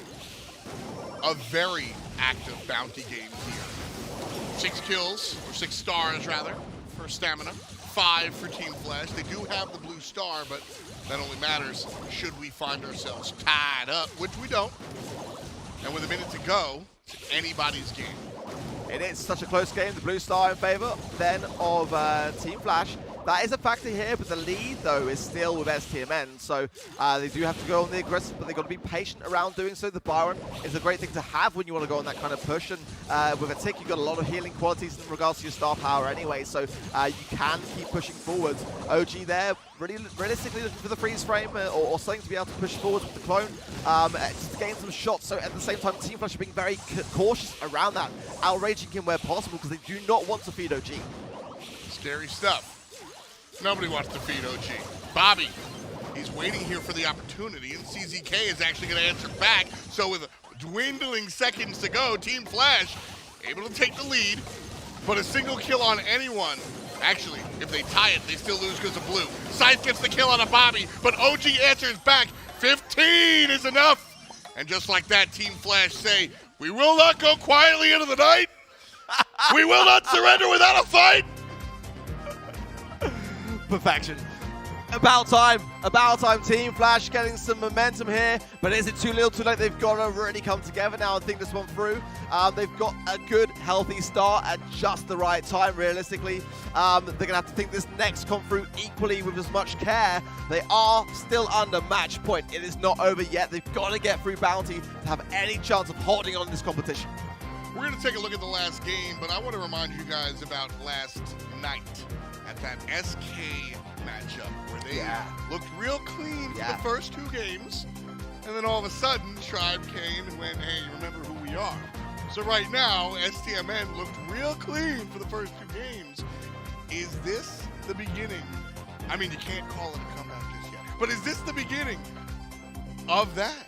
It's very reminiscent, isn't it? I mean, it really is. If Team Flash can just hold on to what they did right and just keep that idea within their minds of, again, where that trophy currently sits is in their cabinet. So they've been under these kind of pressurized circumstances before, but never really, across physically from their opposition. So they've got to start to be maybe more vocal. They're quite a reserve team anyway, which is not a problem at all. I actually quite like that. Yeah. It's a very modest approach, but I definitely feel like they've got to now come together more than they have been and start to be a bit more communicative around their approach. Absolutely. No, I mean, going back to what you... Oh, time's up. Bobby says time's up. You don't get the watch on, man. You got to flex with the watch. You're taking home potentially $400,000. Listen, if they win and he doesn't show up with a watch next year, I'm going to bark at him. But Bobby's feeling good about things. But you were talking about the composure of Team Flash, and I think that's really, really cool, specifically about World Finals, is that you have so many different cultures colliding, so many different approaches to the game. There is no right way to play. The only right thing to do in Brawl Stars is win. I couldn't have said it better myself. Rose are coming in. Team Flash going to try that former idea, but play it better. But the max is on the side of STMN as well, so they're just leaving Scythe. Why not? He's trying to get him in the corner of their own spawn, and STMN are just going straight forwards aggressively, and I don't know whether it's going to pay off. Down there goes another, well, Scythe goes down himself, but Response hanging on, but Bobby gets the takedown. Objectively, a bad play by Stamina. They spread out, split up, but, you know, like the end of a good Scooby-Doo show, they still brought it back together. Can they take the mask off of Team Flash is the question. Secretly, I'm rooting for the red team. I want to see bonus Brawl. I do too. I want to see a long set with these teams. But Bobby and OG and Jar, I don't know if they're feeling the same way. 9-5 with 60 seconds left. Team Flash surging forward. Oh, STMN there was so aware of their positioning. The knockback as well, and the pulls on point. Side goes down. And again, targeting the Rosa is the right approach here. They've got to eradicate her, and then they can take back mid-control, which they've done beautifully with a 6-star lead and that blue star now in their favor. Positioning is the word. They know exactly how close they can be to strike, exactly how far they can be to run away, and bad luck 13, that's a baker's dozen. All good luck for STMN at the moment. Again, counting it down. Kobe on the clock. The defending world champions might not make it out alive. Arc, can they fight back? STMN look like they're shaking their head no. One final push is all that is left for Team Flash. Can they get the team wipe? And is there even enough stars? If they do, the pot is there. That's it. Oh my word, the wipe is there. STMN have done it. Team Flash lifted the trophy last year. They will not be lifting it this year. Hasta luego, my friend. There it is. STMN move on from the round of 16 in an emphatic matchup, only giving a single game to Team Flash. Oh my word, what have we just witnessed again? You just never know what is going to happen next in the Brawl Stars World Finals, and STMN are over the moon. They are through to the quarterfinals. It is such a good year, it seems, for North America and LATAM North. I mean, it's such a good year for Brawl competition in general. That's always what I want to see. I want to see something different all the time. Much love and much respect to Team Flash, who won't be moving on. Y'all got your stage last time around. Show me something new. Continue to move things forward. That's the style here. Let's take a look, well, backwards, at our highlights from this last set, because this was a barn burner. Oh, honestly, I mean, when we had the buzz, I was surprised to not see it come back around in Bounty, because that was realistically what STMN were utilizing so well. I mean, they just played every comp perfectly, but they planned quite carefully every comp as well. Yes. Team Flash had some great moments as well, and had similar ideas along the way, but they just were not able to display it and control it as well as STMN. That was the thing. Control and the preparation. The 5 heads were on display here from STMN. We saw a couple of matchups last set, and even yesterday, where you just got out-brawled. You just got outbeat. That's not what happened here. STMN used their playbook, executed a strategy that they planned on. Sometimes they even planned on what the opponent was planning on and fought it back. So much fun to watch. I'm sure y'all can hear him. I think that's Qlash chanting. We had that last year as well. Very vocal. Again, the energy in the Brawl House is just so electrifying. Yeah. Wild out here. And you know, what I keep saying is that, like, on the battlefield, it's all mean green and, like, gotta win. But once they're gone, they walk back into that Brawl House and everybody's boys, everybody's friends. It's a real community feeling here that, like, you just don't see everywhere. Yeah. A lot of fun stuff. We still have a lot of fun Brawl Stars on the way. 2 more matches coming at you. I think we might turn the TV on. We'll be back after this.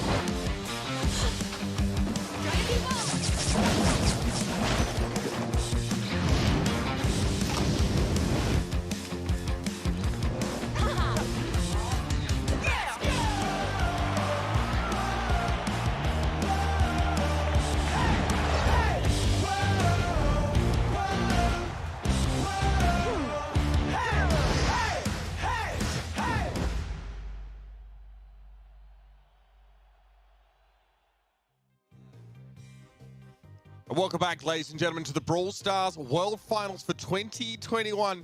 I'm Uber. I'm in a damn TV. I'm here with Teddy, who's got his pin looking flyer, my guy. Good to be back with you here. And we are almost done with our round of 16, but every one of these games has been ridiculous. Man, this has been so exciting already. I mean, Team Qlash and STMN, what a match that was. STMN looking deadly today, absolutely deadly. Looking forward to see how they compete in the quarterfinals, man. Yeah, I think that game was indicative to me of just how much Brawl changes year to year. Like, we were expecting, I think, a lot from our last year's world champions, and STMN have had their own set of troubles and struggles in the NA and LATAM North region this year, right? They didn't come out as the #1 seed, but they looked absolutely frightening, and that match against Reply Totem is really promising to be an incredible quarterfinal. But Teddy, yesterday, obviously spirits for EMEA were a little low, a little down in the dumps after many of your teams going up against some stiff opposition. Today, Reply Totem have made it through to the quarterfinals, and now this next matchup I know is one close to your heart. AC Milan Qlash, comfortably the #2 team in EMEA, go up against the Kings of China in Nova China. Yeah, I mean, there are a lot of love and hate stories in the BSC this year. Teddy and Qlash is definitely among the love story side of things. Obviously, incredibly I was wondering where you were going with that, Teddy. No, absolute love, absolute love. The thing is, Nova Esports have impressed us as well. They've shown us a lot of great stuff this year, especially winning 8 monthly finals. That is quite an achievement. The only team to do so in 2021. They are a force to be reckoned with, but man, I can't wait to see how they match up against AQM, the 2nd seed in EU. Yeah, I mean, these two teams have a good reason to be confident about this matchup, Teddy, but let's hear what they had to say about this game themselves. That is 12 gems, Nova Esports, AC Milan Qlash at the last possible second. 我们是这届比赛唯一一个没有被击败过的队伍，我们想一直继续保持下去。 Look at that health go down, Nova Esports. This is so chaotic now, but Qlash are very much in the lead here. We have really good team play. We know what the other can perform, so we can complete each other. And that's about enough. What a close game. That is going to be it.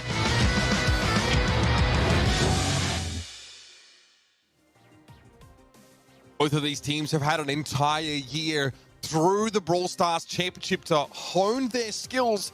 Nova Esports, Teddy, you brought it up, the only team to have had a flawless run through their region this year, and it was an almost perfect run through their last monthly finals. They dropped 1 round, let alone a set, through the entirety of that tournament. Obviously, they're 3-0'd, 2-0, 2-0, 3-0'd in that particular tournament.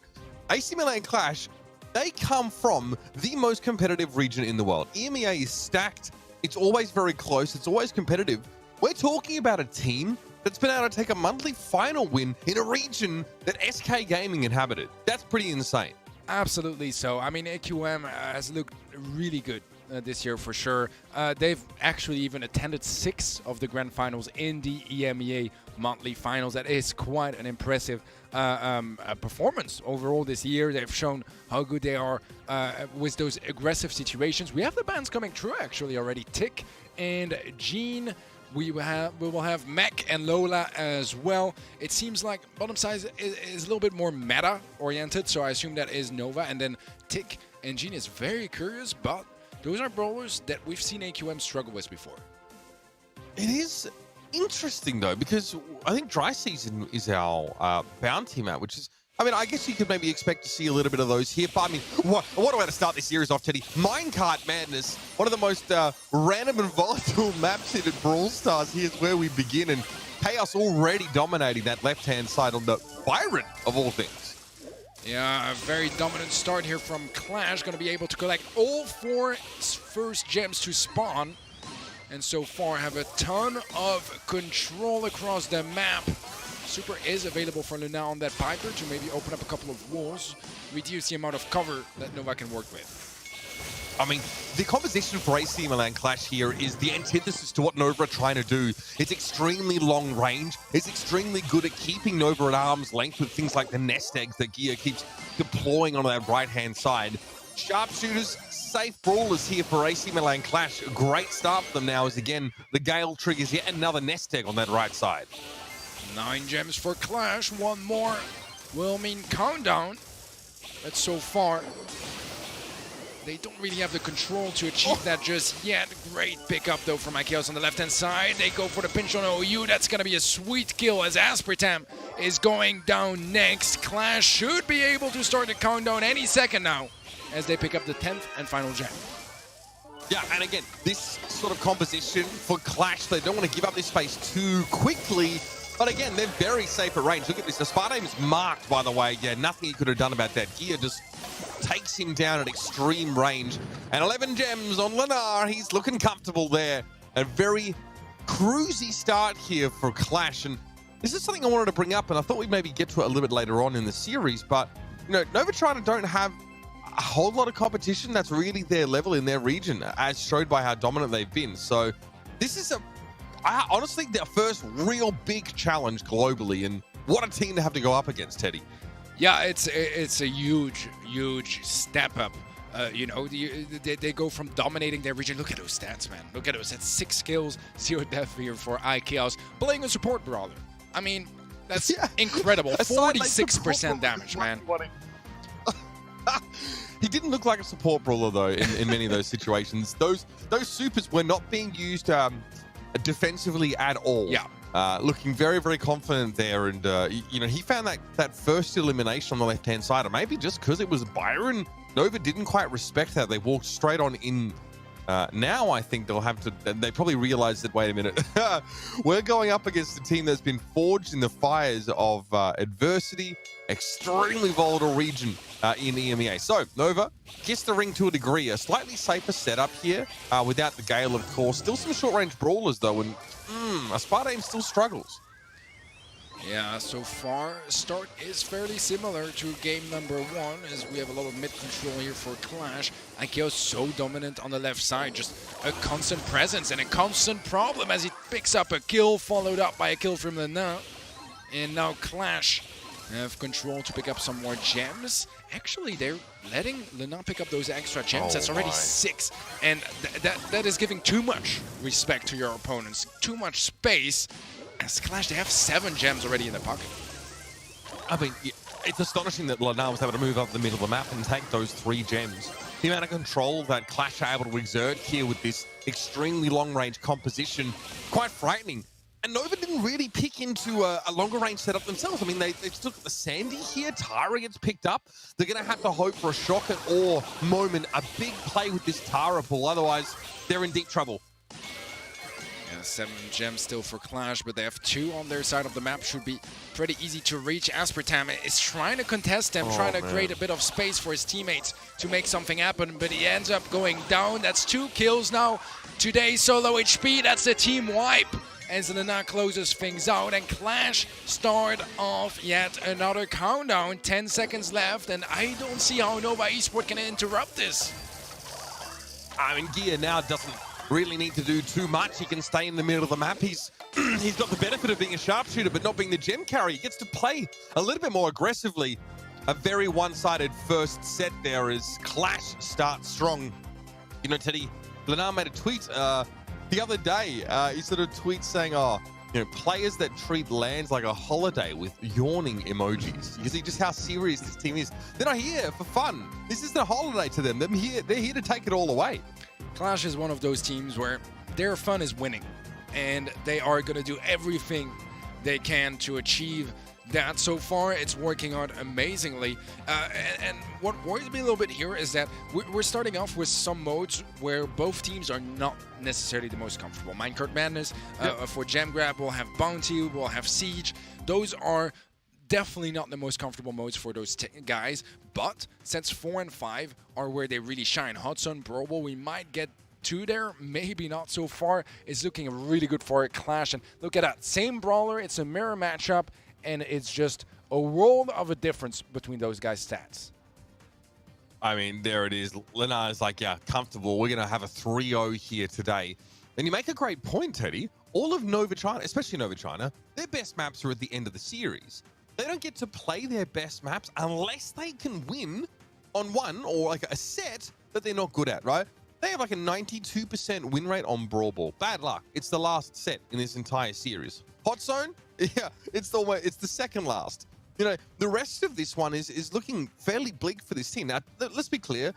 Nova China doesn't lose a lot of games, a lot of sets even regionally. They are very comfortable, but I think this really is this is a great reminder that, yes, Qlash are a number 2 team in their region, but they've had so much more high caliber competition, whereas Nova have had many months. Teddy, I'll be honest, they've just steamrolled through the competition. And maybe that gives you like a false idea of where you stand, in the sort of global pecking order here. And hopefully they were, able to benefit from some scrims in China, but they aren't here in Bucharest. They can't scrim with the rest of the teams here at the World Finals, and you can see what a difference it makes. This isn't just a World Finals event. It's like a boot camp for many of these teams in the days prior. Oh, absolutely. And the thing here as well is that Qlash, as you mentioned, they were always second in the region of EMEA, and that means that they always had to adapt to try to overcome and try to beat SK, and that means they had that dynamic of always wanting to learn more so that they could reach the top, which they weren't really able to do consistently this year.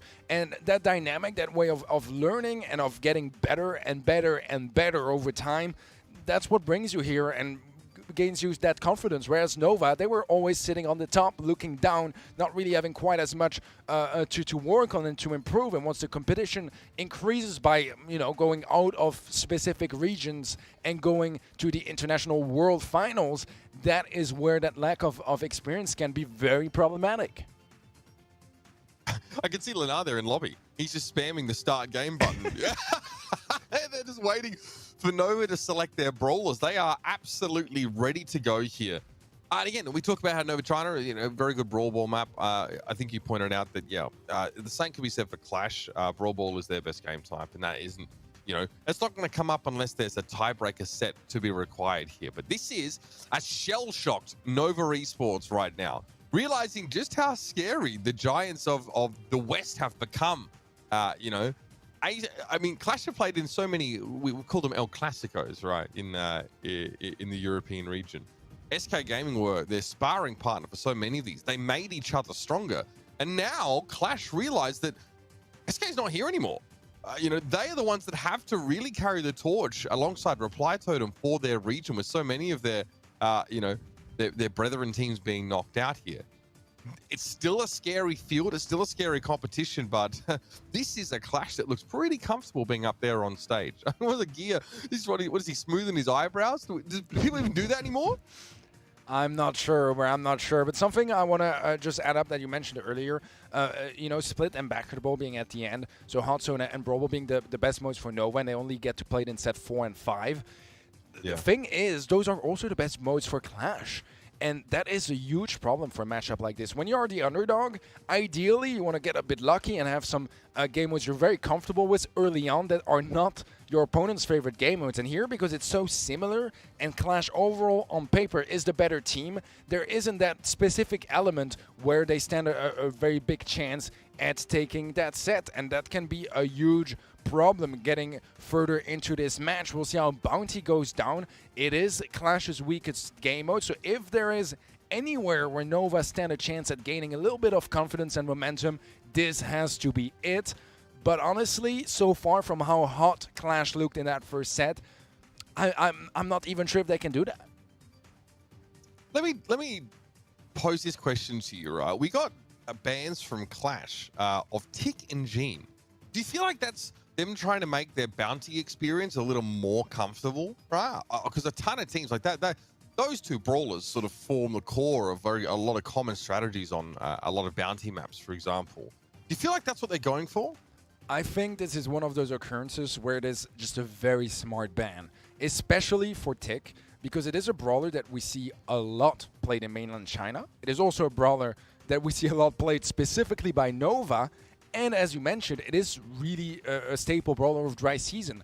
And in general, when you want to go for your bans, you want to make sure that the maps and modes that are the most covered are the 3 first ones in a best of 5, right? Because you know you're going to be playing them, and you don't want to go for a ban that only applies to set 5, because you don't know if you'll get all the way to set 5. So you want to cover as much ground as you can, especially early on, and that makes it a very complete ban. Works in tons of different ways. And Gene, I think that's just a brawler that Qlash don't like facing. They banned it pretty consistently across the entire year in the monthly finals, and there's a little bit less of a specific story to it.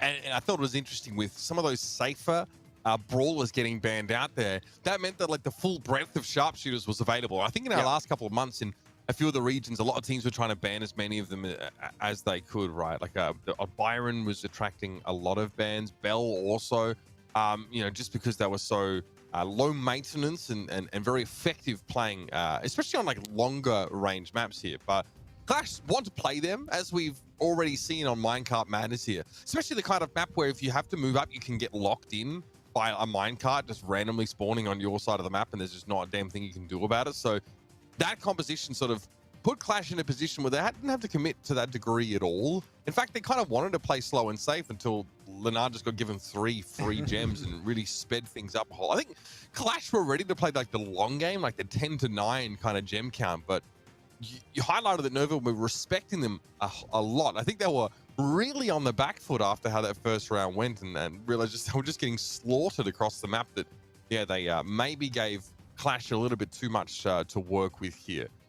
And you can see on the stage here, ladies and gentlemen, that you know, we've got the players just waiting to get into game. On the side of Nova Esports, they are located in a Chinese studios there, so they are in person with one another.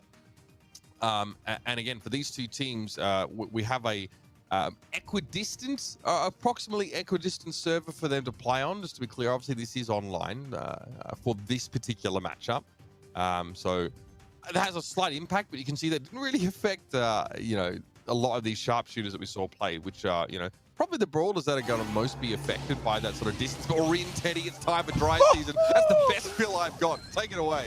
Man, Lena just comes in a quick kill off the bat, and he is still going, still tapping, and now he has the super to remove those walls as well. Yeah, I was waiting for his teammate to get a bit of a better position, because obviously Sprout does want to have some walls to work with, but it's a slaughterhouse so far. I don't know what today is hoping for. I'll be honest with you. From this position here, a lot of pressure. Gear's not going to allow him to play the left-hand side. Oh, he tries to turn tail, but the homemade recipe clips his heels, and it's 7-0 for Qlash. We talked a lot about regional metas and each different region having their own specific brawlers that are kind of iconic. Can we talk about this comp here from Nova Esports? Dry season, Bo, Carl, and Penny. What on earth is that? It's bizarre, and I think it's a composition that really requires Nova to have this middle part of the map under their control. They do now for a time, but it is quite bizarre, right? I think OU is going to be outranged to a great degree by sort of Lenar and Gear for the most part. I mean, Spartane's fine, but again, he really wants to hope that Qlash stack up as much as possible, and he has a chance to build a super, which just hasn't happened yet this round. Yeah, what I think is so wild, man, is that all 3 brawlers that we see here from Nova Esports, if you see one of them show up on a map like this, that's a wild card. That's a brawler that is a surprise factor that you're not expecting in the first place, but all 3 is just absolutely wild so far. It could be Wars, but they are still behind by 2 stars. They need to go on their hunt. They need to find some kills. And quickly, 5 more seconds, and it is not looking too likely. Can Penny maybe line them up? It's not going to be happening as AC Milan Qlash take yet another game. That is bizarre stuff from Nova China. Take nothing away from Qlash, of course, who really executed it quite flawlessly in that round. But Nova China take 3 mid-range brawlers into that game. They bring a Penny who never had a chance to place a cannon down with that super. A Carl who was always too low on health to actually sort of come forward and try and engage. That was a head-scratcher of a composition there from Nova China. Again, it looks strange because it goes up against a composition that just really seems to have its number. So maybe Nova had a different idea of what to expect from Qlash there, because otherwise I've got nothing for you in terms of trying to understand why they come out with this setup. I couldn't tell you, Uber. I think that they played it very standard on the side of Qlash and very non-standard on the side of Nova. Milan, we saw him early on getting a very quick kill, 50% damage almost. That is huge, especially for Piper. Very, very impressive. I'm not sure what this comp was from Nova, Uber. It kind of felt like they wanted to go for something very unorthodox to try to catch Qlash off guard and put them in a situation that they did not prepare for. Because some of those brawlers, I mean, especially the combination of them, you're not going to be scrimming against that, because no one in EMEA is going to have a comp like this on dry season. So I think they tried to take the surprise factor to a whole other level. Unfortunately, I think there might be a reason why we don't really play those comps over here, because usually they don't work. Look, I don't... Right. I mean, Penny, so much of her kit would really hope that, like, Qlash is standing fairly still. You know, they're not going to do that. They're going to move around a ton here. Look at this big change up. This, wow, there's a BB here, a Buzz, and Poco. So Nova now trying to be about as subtle as a sledgehammer on this next round. Let's see what they can do. I mean, options are there, and damage-wise, Qlash might struggle to find enough DPS to get those kills on the tanks before they get up close, especially if they can sync up the healing very nicely. That is going to be first blood, and that goes the way of Nova. They find a second kill as well, and this is another Nova we see here. Great comp here, and honestly, Qlash are gonna struggle to catch up. As I mentioned, the lack of damage is gonna be so hard to deal with. They do get a kill there that is gonna help close out the gap just a little bit, but this is a great comp from Nova and a very, very great call. Yeah, Qlash are going to lose the round if they don't maintain control of this middle part of the map. Getting that elimination there on OU is huge. Nova can't really take any space back with only 2 players, and Qlash now have the blue star, and they're even. This is huge. But again, Aspartame and OU need to be punished for every inch they try and encroach towards the middle part of this map, or it's going to be over. And this is great poke damage from Qlash. Exactly what the Doctor ordered. Chaos also has a hedge to slow down Aspartame, for example, as they try and push up, but it's a homemade recipe from Linan. It's irresistible, Teddy. AC Milan Qlash now lead by 2 stars. Yeah, they have so much utility to work with, and you can see that Qlash are keeping their supers as long as possible because they know that a dash in from the Buzz or just the BB running at it with the shield could be a problem to deal with, so they're keeping their utility for when they need it the most. And Nova, they just don't know how to commit at this point. The map is too opened up, not enough cover for the tanks to work with, and that is going to be set number 2 secured by AQM. And this is where the dread is going to start to creep in for Nova China, because they tried a couple of distinctly different looks, Teddy, on that particular set. None of them worked out for them at all here, and it's a very bad sign for that team. You saw that, you know, Qlash, their composition, yeah, I mean, it doesn't deal very well with brawlers that want to get up close and personal, like, you know, batting stance, of course, for that extra durability for BB, as she wants to try and, you know, shrug off as much of that poke damage as possible. The Poco heals are so important there, just to try and keep Nova in a position where they can actually step up. This first comp just made no sense to me, and you couldn't figure it out either, so that's a good sign. That means I'm on the right track being confused. But this time around, obviously, you know, Poco double tank is, you know, pretty elementary. We kind of understand, but today was trying to heal 2 teammates that were spread on very different parts of the map with DeCapo. It was not easy. Yeah, it definitely was complicated. I mean, in the end, I feel like Nova had a great comp to make this work. I think Qlash just had the perfect answer, not in the comp, but in the execution. This is the kind of situation that you deal with a ton, especially on dry season, where you end up facing tanks and you don't really have the damage typically to deal with it, and you are technically, you don't have the upper hand. But you can still deal with it if you hit your shots, if your mechanics are on point, if your rotations are good, if you help your teammates out on their lanes, that can work. What is going to be very problematic now, Uber, is we're moving on to Siege, and Siege is Nova Esports' worst game mode this year in the BSC. AQM surprisingly improved a lot early in the year, both Hot Zone and Siege were some of their worst game modes, but they got better and better, worked through it, and now Factory Rush is amongst their favorite modes, and it is not really so fitting to their playstyle, but it is a team that has evolved a lot, and they're looking pretty good in Siege lately. So I'm genuinely worried right now for Nova Esports because they need to win this set, otherwise it's the end of their year here for the BSC, and it's on their worst mode. One of the biggest positives here from Qlash, amongst many of them in this series so far, is that they actually haven't had to show too much of their hand to their potential opponents waiting, on the other side of this round of 16. They're playing the same comp. It's a double sharpshooter with Sprout in there. It's nothing overly fancy. It's nothing overly complicated. So for Qlash, this is a win on two fronts, right? Obviously, getting into the quarterfinals is huge, but also being able to really keep a lot of their cards close to their chest and, preventing any of their would-be opponents from getting an early leg up on them by figuring out their favorite sort of styles is a big deal. Nova obviously have had to show their hand, right? They've had to show a few of their different compositions here. And yeah, I mean, you bring up their record on Siege so far. Don't get me wrong, they've played plenty of Siege. It's not like a small sample size issue.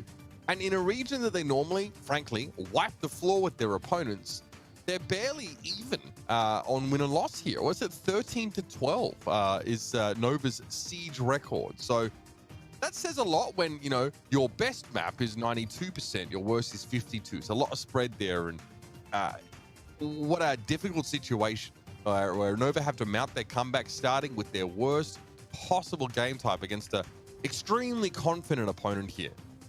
Yeah, and this is once again the situation of Nova being on top of their region, because you can afford to have a game mode where you're very bad at, because in best of 3s or best of 5s, you don't need to win it if you're winning all the other modes consistently. And for teams like AQM, that wasn't the case. They had so many super close matches against SK this year that they needed to work on every single mode, played at their best if they wanted to stand a chance at lifting some trophies in the monthly finals or even third-party events. So there's a very different dynamic over here, and there's one thing, Uber, that terrifies me for the rest of this show, and especially tomorrow if Qlash manage to pull through here and close things out against Nova, is that Qlash, the reason why so many people call them fan favorites to win the entire BSC this year is because of their LAN experience and the fact that they shine in LAN. They are loud, they are confident, they are going to be taunting, celebrating, and basically scaring off their opponent's confidence, and they don't even need any of that right now because Nova are playing from the studios in mainland China. So terrifying to see how confident they are already, and that part hasn't even taken effect nearly as much as it will in the future. We're moving on to Siege though, as we have a couple of bolts already picked up by Nova Esports. So far a good start, as it's gonna be enough to secure the first, but I think they're not gonna get the bolt in time. Yeah, it's gonna be a tie. Yeah, Chaos able to scoop one up there on that right-hand side of the map as well. Today managed to try and have some presence on the left here for Nova, but Nova have been playing with two brawlers for most of this round already. Not a great sign when your opponent are starting to really mount a bolt lead here. They got about 30 seconds, but Dia is going to make it impossible for Nova to re-establish any control on the left there. Sticking around used, and today gets absolutely ruined. This is looking to be a one-sided affair as well. Yeah, I think that the fact that Qlash were able to just barely tie up the bolt count and make it a draw for that first siege bot is an absolute disaster for Nova, because everything fell apart after that. Otherwise, they would have gone to the first spot, would have been able to hold on to some control, build up their bolt economy much more easily. And right now, there's a level 17 siege bot coming up here for AQM and Nova Esports. They only have 2 bolts in the bank. It's tied up. Not even that. Qlash have the bolt lead coming into the next one. And look at that chunky bot. This is gonna be problematic for Nova. Yeah, absolutely. And Nova don't really have the tools to slow the siege bot down very effectively, right? Maybe like a nest egg might have been good if OU was in position to sort of deploy one, but Nova are done well to get away with actually having any of their Ike left alive here. This is pretty nasty. Help from beyond used. Well, nah, it's a little bit annoying, obviously, for Bell to have to work down those shades, but patience prevails for the Swiss, and he's going to play through the middle part of the map here as Aspartame finally gets a win on that right side lane. This is the last siege coming up here, so AC Milan are ready to dig in and defend. All right, a defense now here for Qlash as Nova Esports have that level 8 bots to push forward, but it's getting melted down so quickly. It has 20% health. It's gone. Oh no! The bot disintegrates, so much damage available for Qlash, and Nova realized that that was going to be their best chance of trying to mount a comeback, but they got way too far behind at the start of the round. It's way too little. It's way too late for Nova China. Yeah, what worries me a lot in this game is that I think he made a really big mistake after their level 17 siege bomb. He pushed up and there was some miscommunication. He stayed under the Ike's range and ended up going down, leaving the left lane open. And that's the only reason why Nova were able to even get that final bot.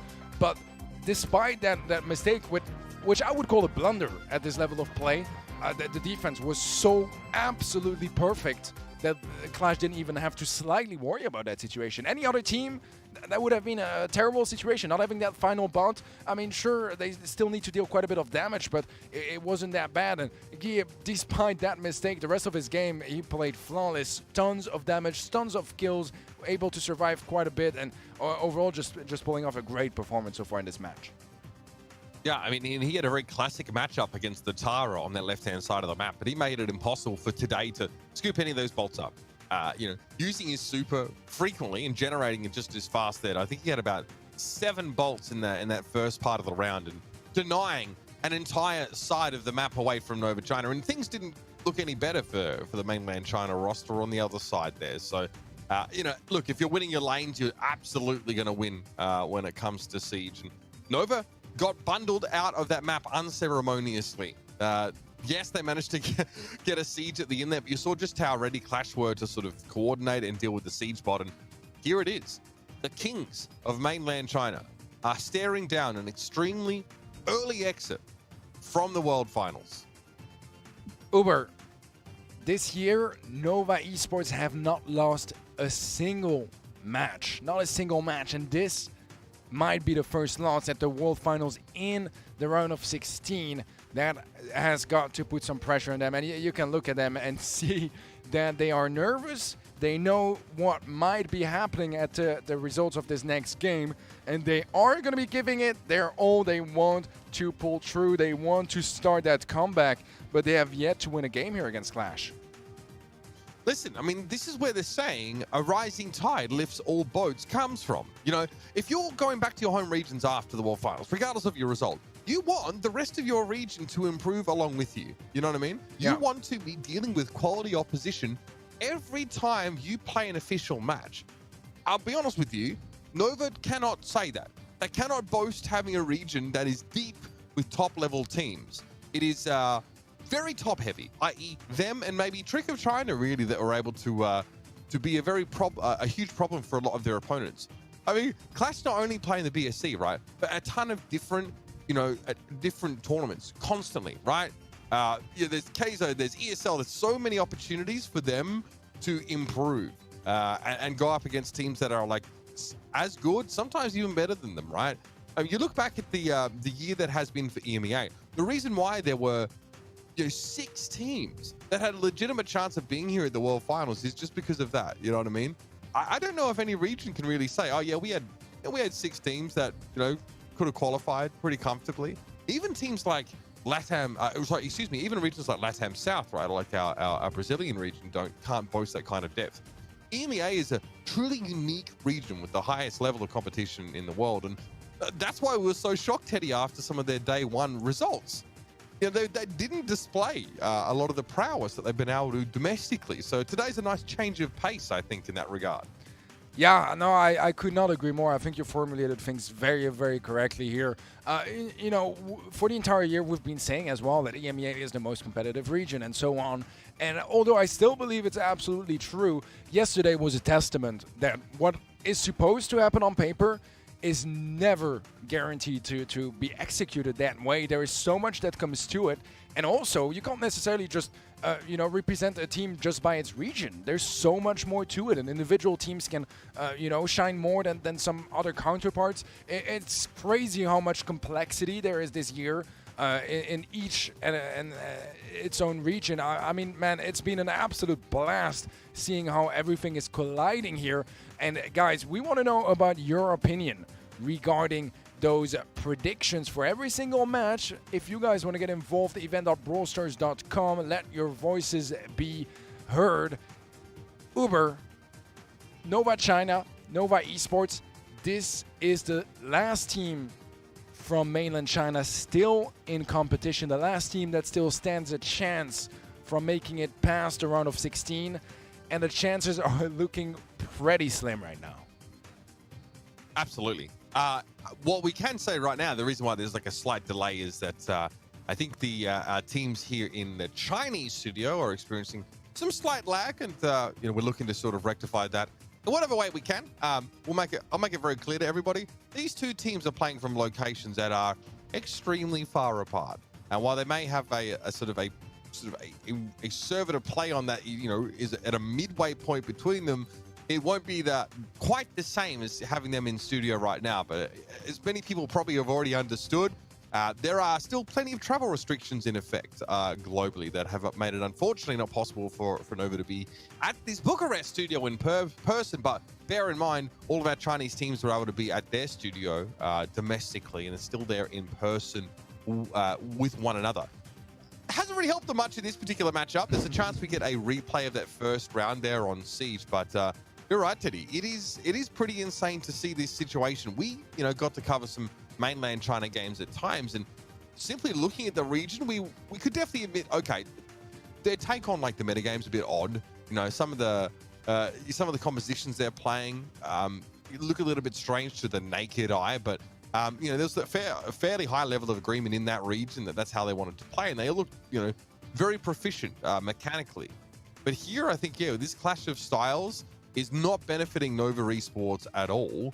As by now, you have to hope they've cottoned on to the fact that Qlash want to sit back, they want to play safe with, you know, Piper, they want to play Bell, and it's going to be up to Nova to either batch them mechanically, which I don't think is going to happen, Teddy, or play, you know, like highly engage-based compositions. I think the Buzz has been a better look for Nova. They've been able to get some work done with that, but it's going to take a little bit more. just an extremely busted brawler to cause problems here for Qlash. I think that this is a very dire situation right now for Nova Esports. You know, I always say when you're the underdog, when you're losing, you got to take some risks. You can't just play standard stuff because your opponents are going to be better at playing those more traditional comps. And so far, Nova Esports, they have certainly taken some risks and gone for some very crazy and wacky comps. The problem is when they went for those risks, they were very odd comps that we just did not see how they could work, and they didn't show us why they should. And so far, it's been mostly that. We are ready though for our next game. It does seem like we are going to be resetting the scores just for this siege set due to some technical issues on the Nova Esports side of things. But so far, results do seem quite similar, as this first bot should be going in the hands of Qlash. Yeah, barely make it. Yeah, I mean, Qlash might have been just as happy with a tie there, Teddy, because what you want out of an early siege here is to gain some of their map control. They already have it. So a couple bolts in there. Qlash have already picked up 2 more since this bot got going. Yes, we have Spike Super there. It's been used to slow down the bot and still overtake it. Oh, Teddy, it's a 2-bolt siege bot. Nova's bandwidth gets stretched to the very limit. They're trying to defend against the actual brawlers of Qlash, that they let their right get hammered. Yeah, this is not very good. I was going to say, you know, I agree. They didn't need that first bomb, but if it was 2 bolts, you can get 48% damage. I think that's what we call value. That's value town, homie. That's ridiculous. Now Nova, I mean, they're already behind in bolts. I mean, they didn't have the map control. They took the Ike damage. They're going to have to play for a 3rd siege. That means that Nova's defense here has to be nothing short of absolutely perfect. Manaxpatane, the last player alive, now getting picked up. The life plant was too far away from him to get healed by. It's all gone wrong for Nova China. Things not looking up in the next few moments, despite a slightly better defense here, it's safe to say. Yeah, problem is slightly better is not going to cut it. And oh, we are back in the studio. All right, so we're just hearing from our production that I thought this is a bit mixed sussy. Normally when we have a remake, ladies and gentlemen, it is required of both teams to select the identical Brawl lineup that they used previously. Qlash didn't care.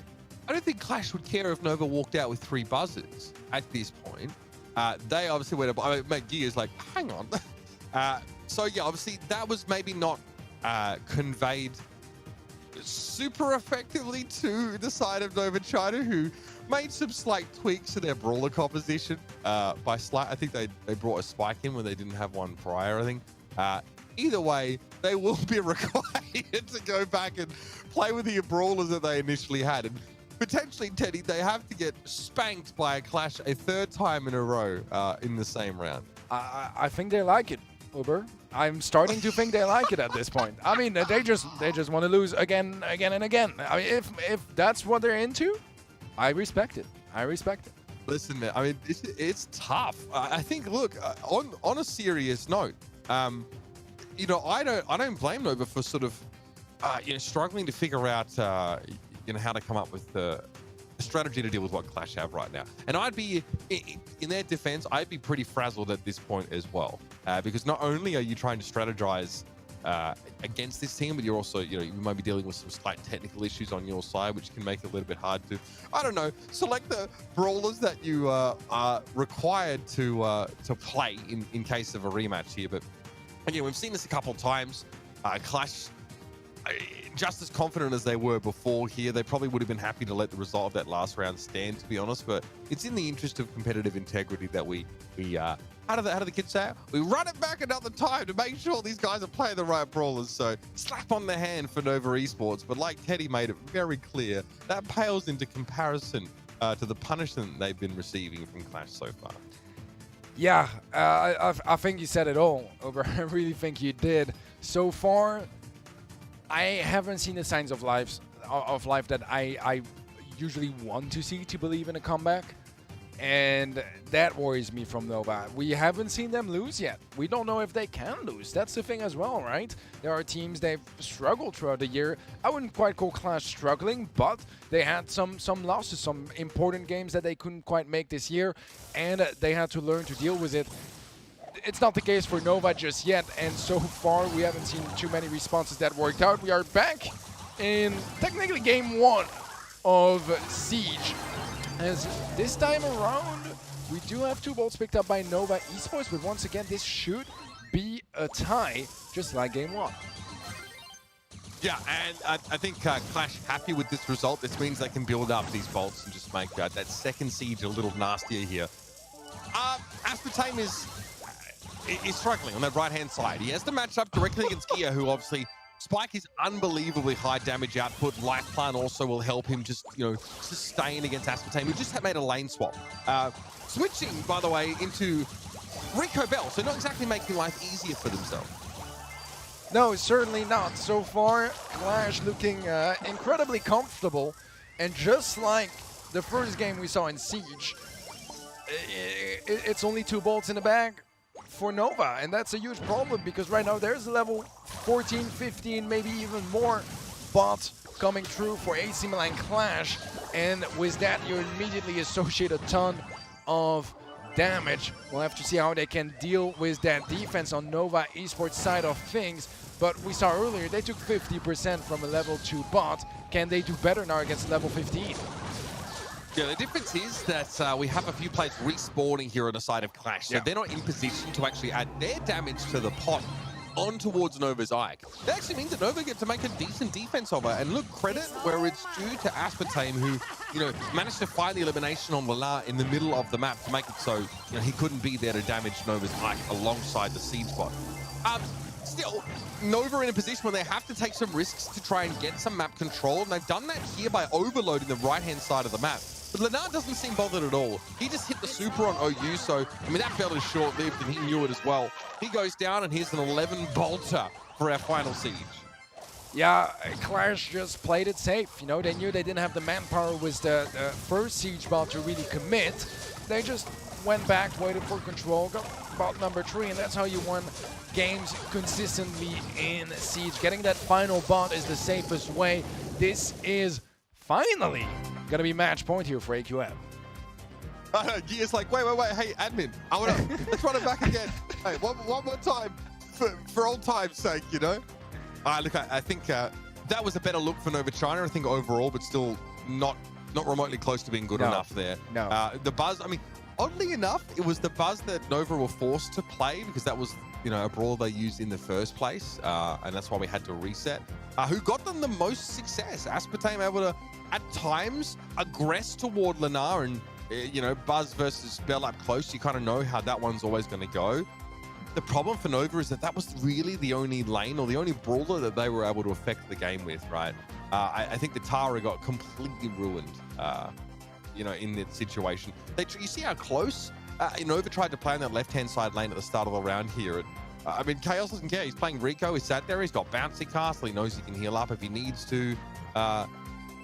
Very comfortable again. And I mean, both these teams are getting really good at playing this map right now. Like, they're getting a ton of extra practice. But jokes aside, Teddy, this is it.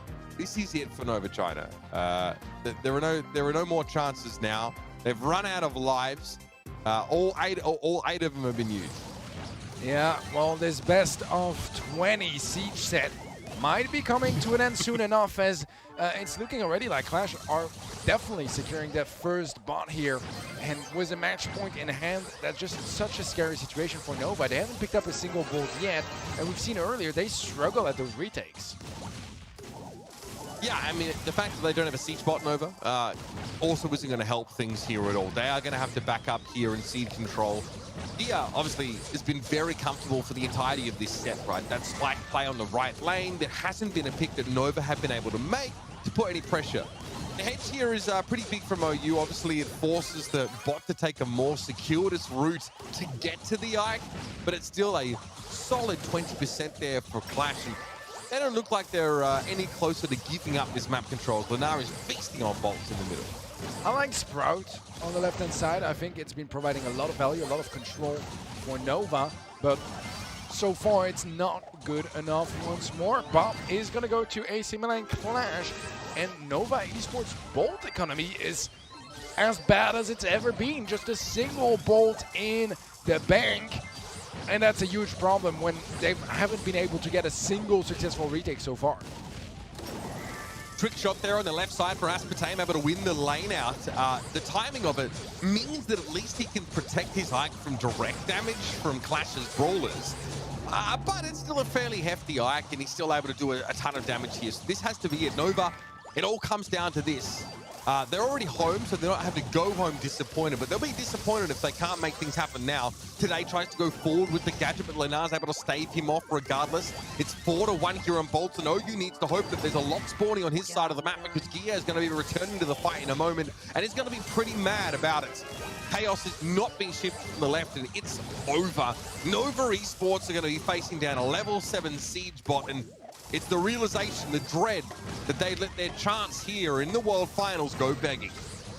I don't know how many rematches would be required for Nova to win a game, but so far they could not quite make it. AQM are moving on to the quarterfinals, and we are sadly going to be saying goodbye to Nova Esports. They had an incredible year, but couldn't quite make it further. Celebrations from Qlash, and that's the confidence we like to see from them.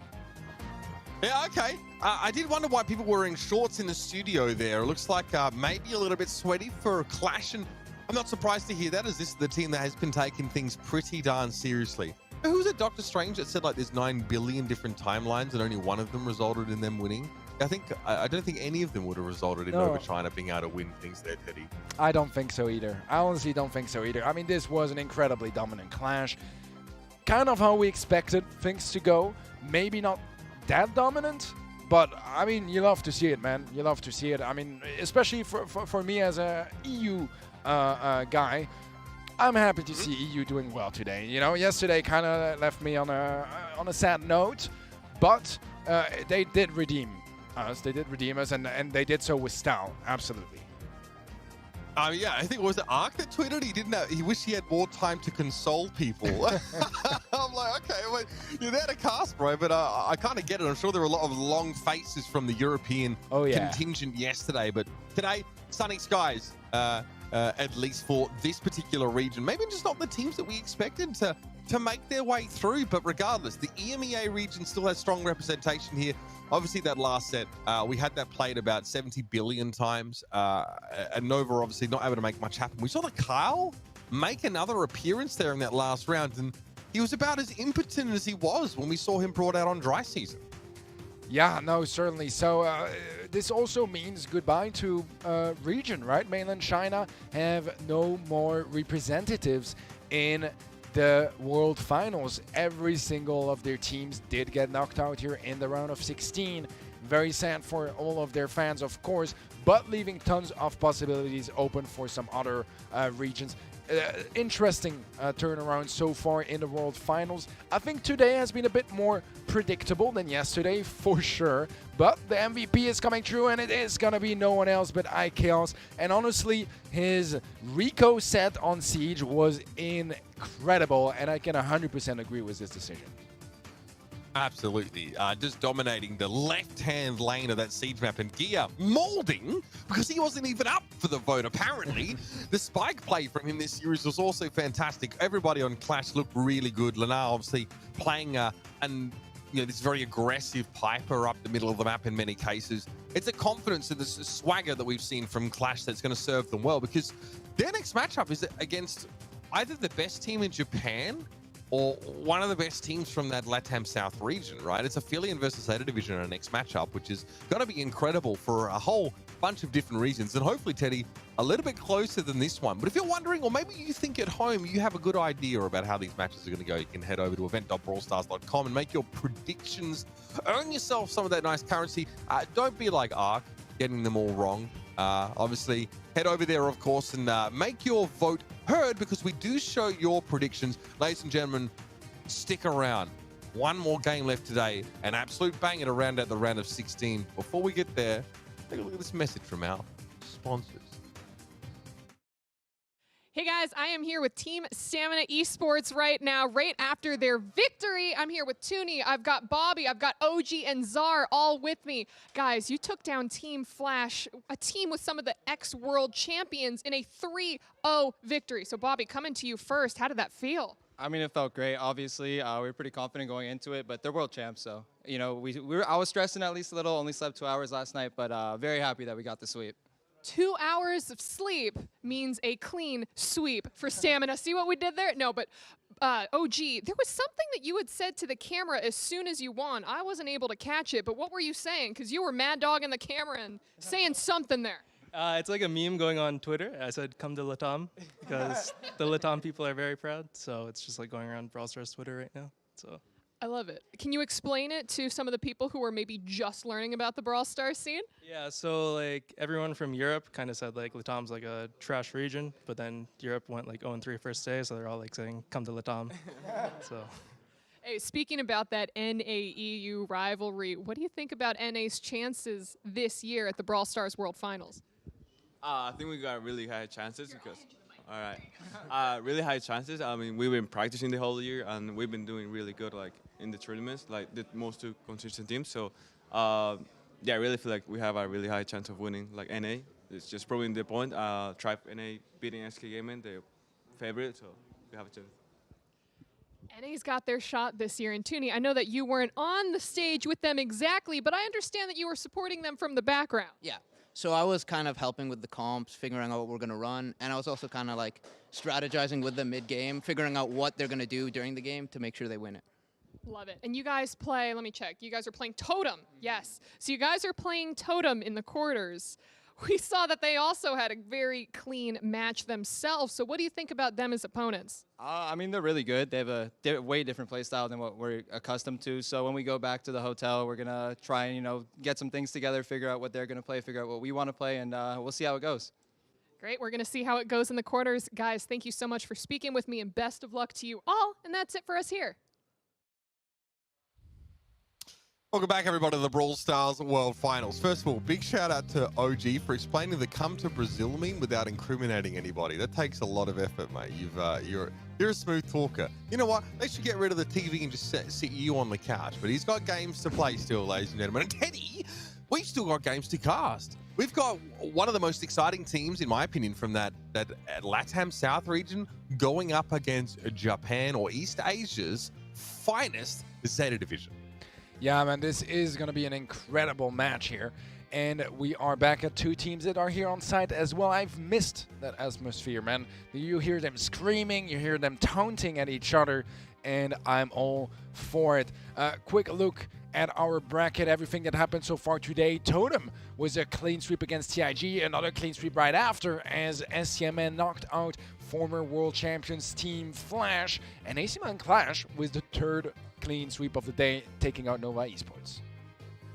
No doubt about it. So this, obviously, our last matchup of our round of 16. It's an elimination matchup like every single one of them here. ZETA Division, of course, really impressed us, and great effort for them to to be here in person, right? Queen Knight couldn't be here, so that East Asia region still has some sort of representation here, which is fantastic. I know Aphelion have been waiting in the wings to show what they're capable of. Very proud region is LATAM South. Hey, let's get ready, but before we do, let's kind of get an idea of how these teams feel this matchup is shaking out for them. Let's get some words from them here.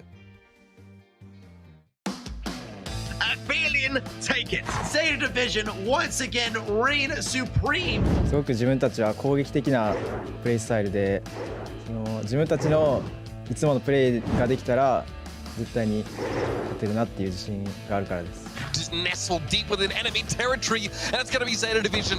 Aphelion can smell it, they want it. I'm confident because there are a lot of metas, and I think maybe ours is better than them. That's it, guys. Let's go with everything, and hashtag go Aphelion in the chat. The spin and a pin, and that is that.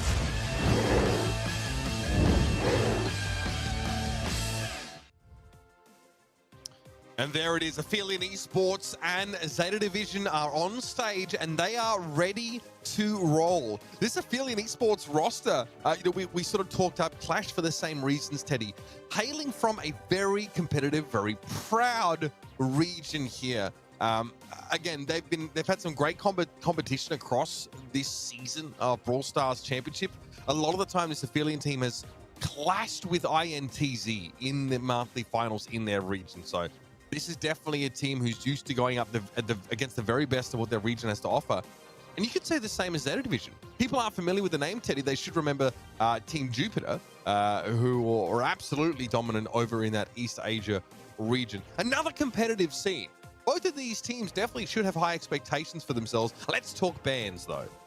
All right, Max and Byron coming in already, I believe, for Aphelion Esports. We'll see Byron double ban, in fact, as well as a Stu joining up, as it should be ZETA Division to take those brawlers out. Overall, also pretty aggressive brawlers out of the mix. Max and Stu very much into more aggressive playstyle, but even Byron also complements that very nicely with some tanks to go really all in. It seems like the community are very much in favor of ZETA Division, and I cannot blame them at all. 71% though.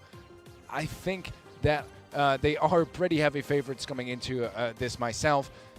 ZETA has impressed all of us this week, ever since they landed and started scrimming all the teams that were in the MEA or already on site. Everyone has been tweeting about how dominant they looked, and specifically how good their mechanical skills were. Absolutely out of this world. That's the feedback I got from the pros. And again, that should definitely influence people when trying to figure out themselves, which team they expect to come out on top here. I pick Aphelion, though. That is my prediction here. And look, I've had a chance to cover both of these regions, and I think the ZETA Division have had some decent competition up against teams like Emperor, up against teams like Queen Nai, Icebarn, Crazy Lagoon. This East Asia region has some power, but LATAM South is insane. The region is absolutely bonkers. Aphelion are taking monthly final wins against INTZ, a team that came second in last year's World Championships. I'm okay putting my eggs in that basket. But what do you guys think? Again, you voted on this match, and you'll be able to join us across the weekend at event.brawlstars.com, putting your predictions in, trying to see just how many of those you can get right. I'm going for an underdog in this particular head-to-head here. I believe it's possible. I think this team probably does too. But ZETA Division, again, I mean, they mean business. They came all the way out here. I mean, talk about pulling up your slacks. This team, STMN, of course, a name that we've praised a heck of a lot this season.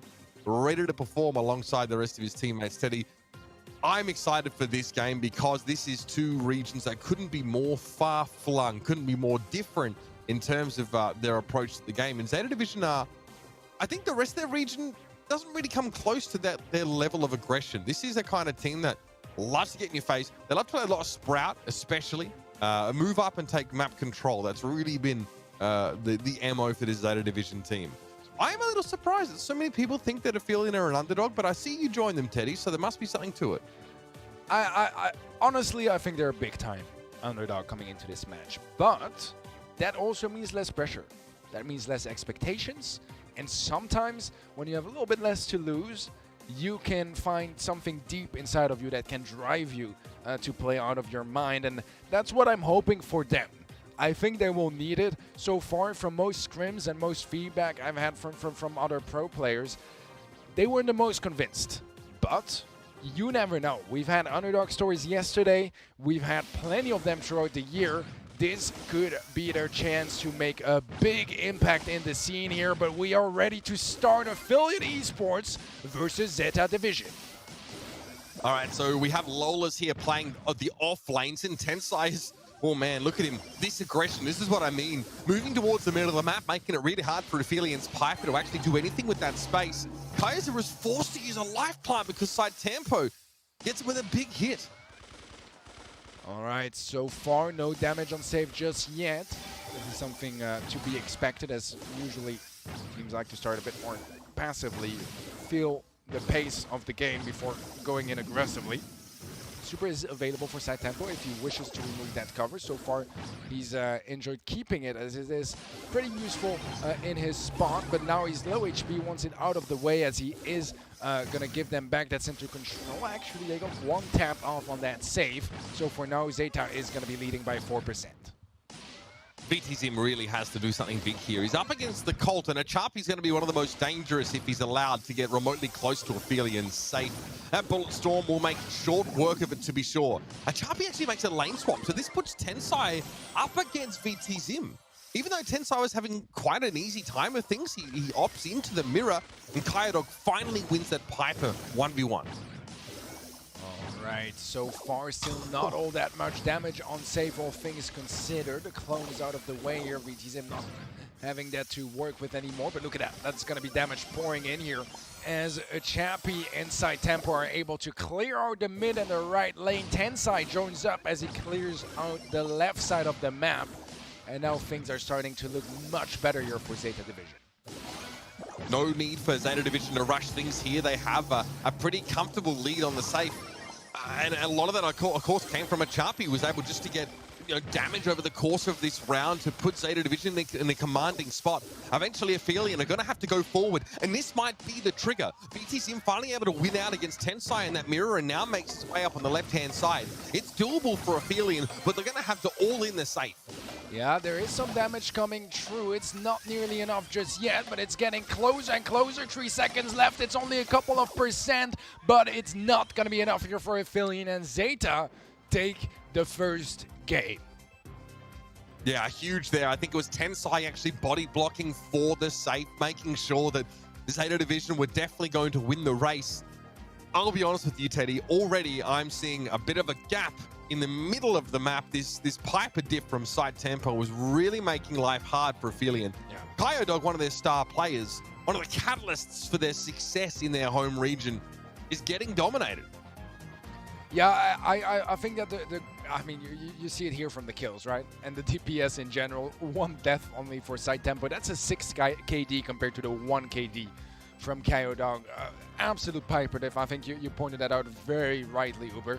But what I can say that I thought was very impressive from Kyodog and from Aphelion in general is, even though they pretty much got diffed all across the map, towards the end, they had one opportunity. They had a couple of kills going their way, and they were able to capitalize a lot of that. It wasn't enough. It was a bit too late, but it was a good sign for the future. And look at that, off the bat already, both Pipers staggering each other up, and that means that they gotta fall back and reset. Yeah, I like to see that. No fear from Kyodog as he wants to come forward, but it's going to be the home raid recipe that takes him down. Side Tampa, what a beautiful follow-up, and this allows a Chappie again, just a lick of damage on that safe, and that's enough to put Zeta in an early lead. Yeah, the damage from Tensai is absolutely insane as well. VTZim is able to get the kill in the end. We have an 8% lead in favor of Zeta. Not something Aphelion need to worry about just yet, but we saw in the previous game that they took a very long time until they could deal any damage on safe, so every single percent counts. Tensai trying to help Side Tampo, leaning into the matchup in mid, but Side Tampo in a bit of an uncomfortable spot there behind the super of Spike, and that's going to allow Kyodog to find that elimination. BTZim forced Tensai out of this lane matchup, so he's now been able to get a bit of decent damage on the safe, and Tensai a bit frustrated by the grass actually obscuring the position. And Chappie trying to trade a bit of damage onto Aphelion safe as well, but Side Tampo's about to get pinched.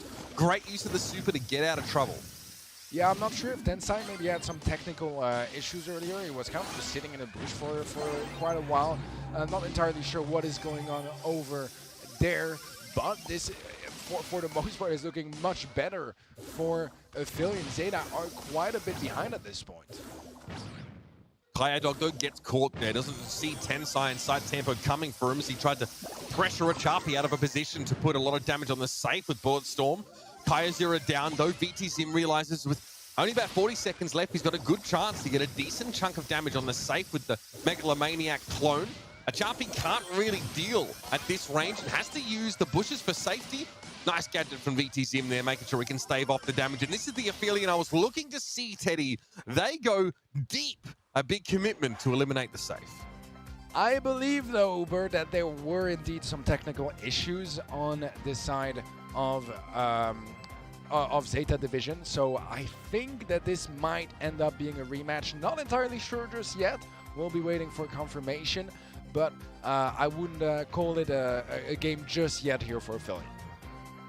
Yeah, I think you were right about Tensai. You mentioned that he wasn't really moving around a whole lot, and he's the one with the stage tech on hand there just to make sure his equipment is functioning as it needs to be. I think Side Tampa there also is... I love this. Obviously, the podiums, ladies and gentlemen, are one size fits all. The problem is that they're a little high up for a couple of our players. I think Side Tampa has himself a little bit of a step ladder behind his to make sure he can access his device. And yes, looks like we have the rematch. So straight in, Zeta Division still 1 round to none in this first set.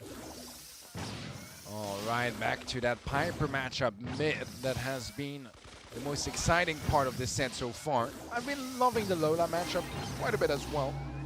But we'll see if they're able to make something crazy happen here. So far, no kills just yet and no damage on safe. It's all about getting that kind damage and finding an opening, and look at that. Kyodog will be the one to initiate. That's huge. Tensai is winning his lane matchup on the left side, though.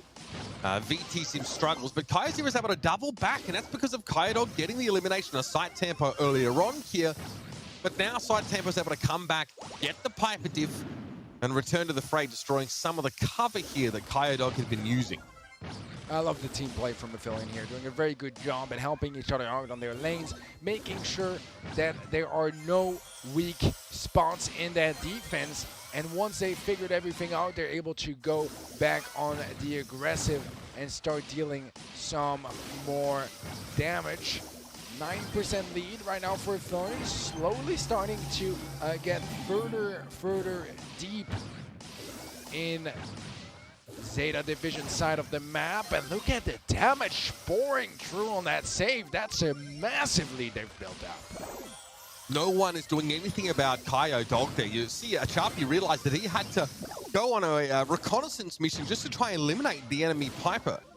Huge stuff there from Aphelion, keeping a very deep front line, and it's got a lot to do with VTZim being very hard for Tensai to dig out of those defensive positions on the left side of the map.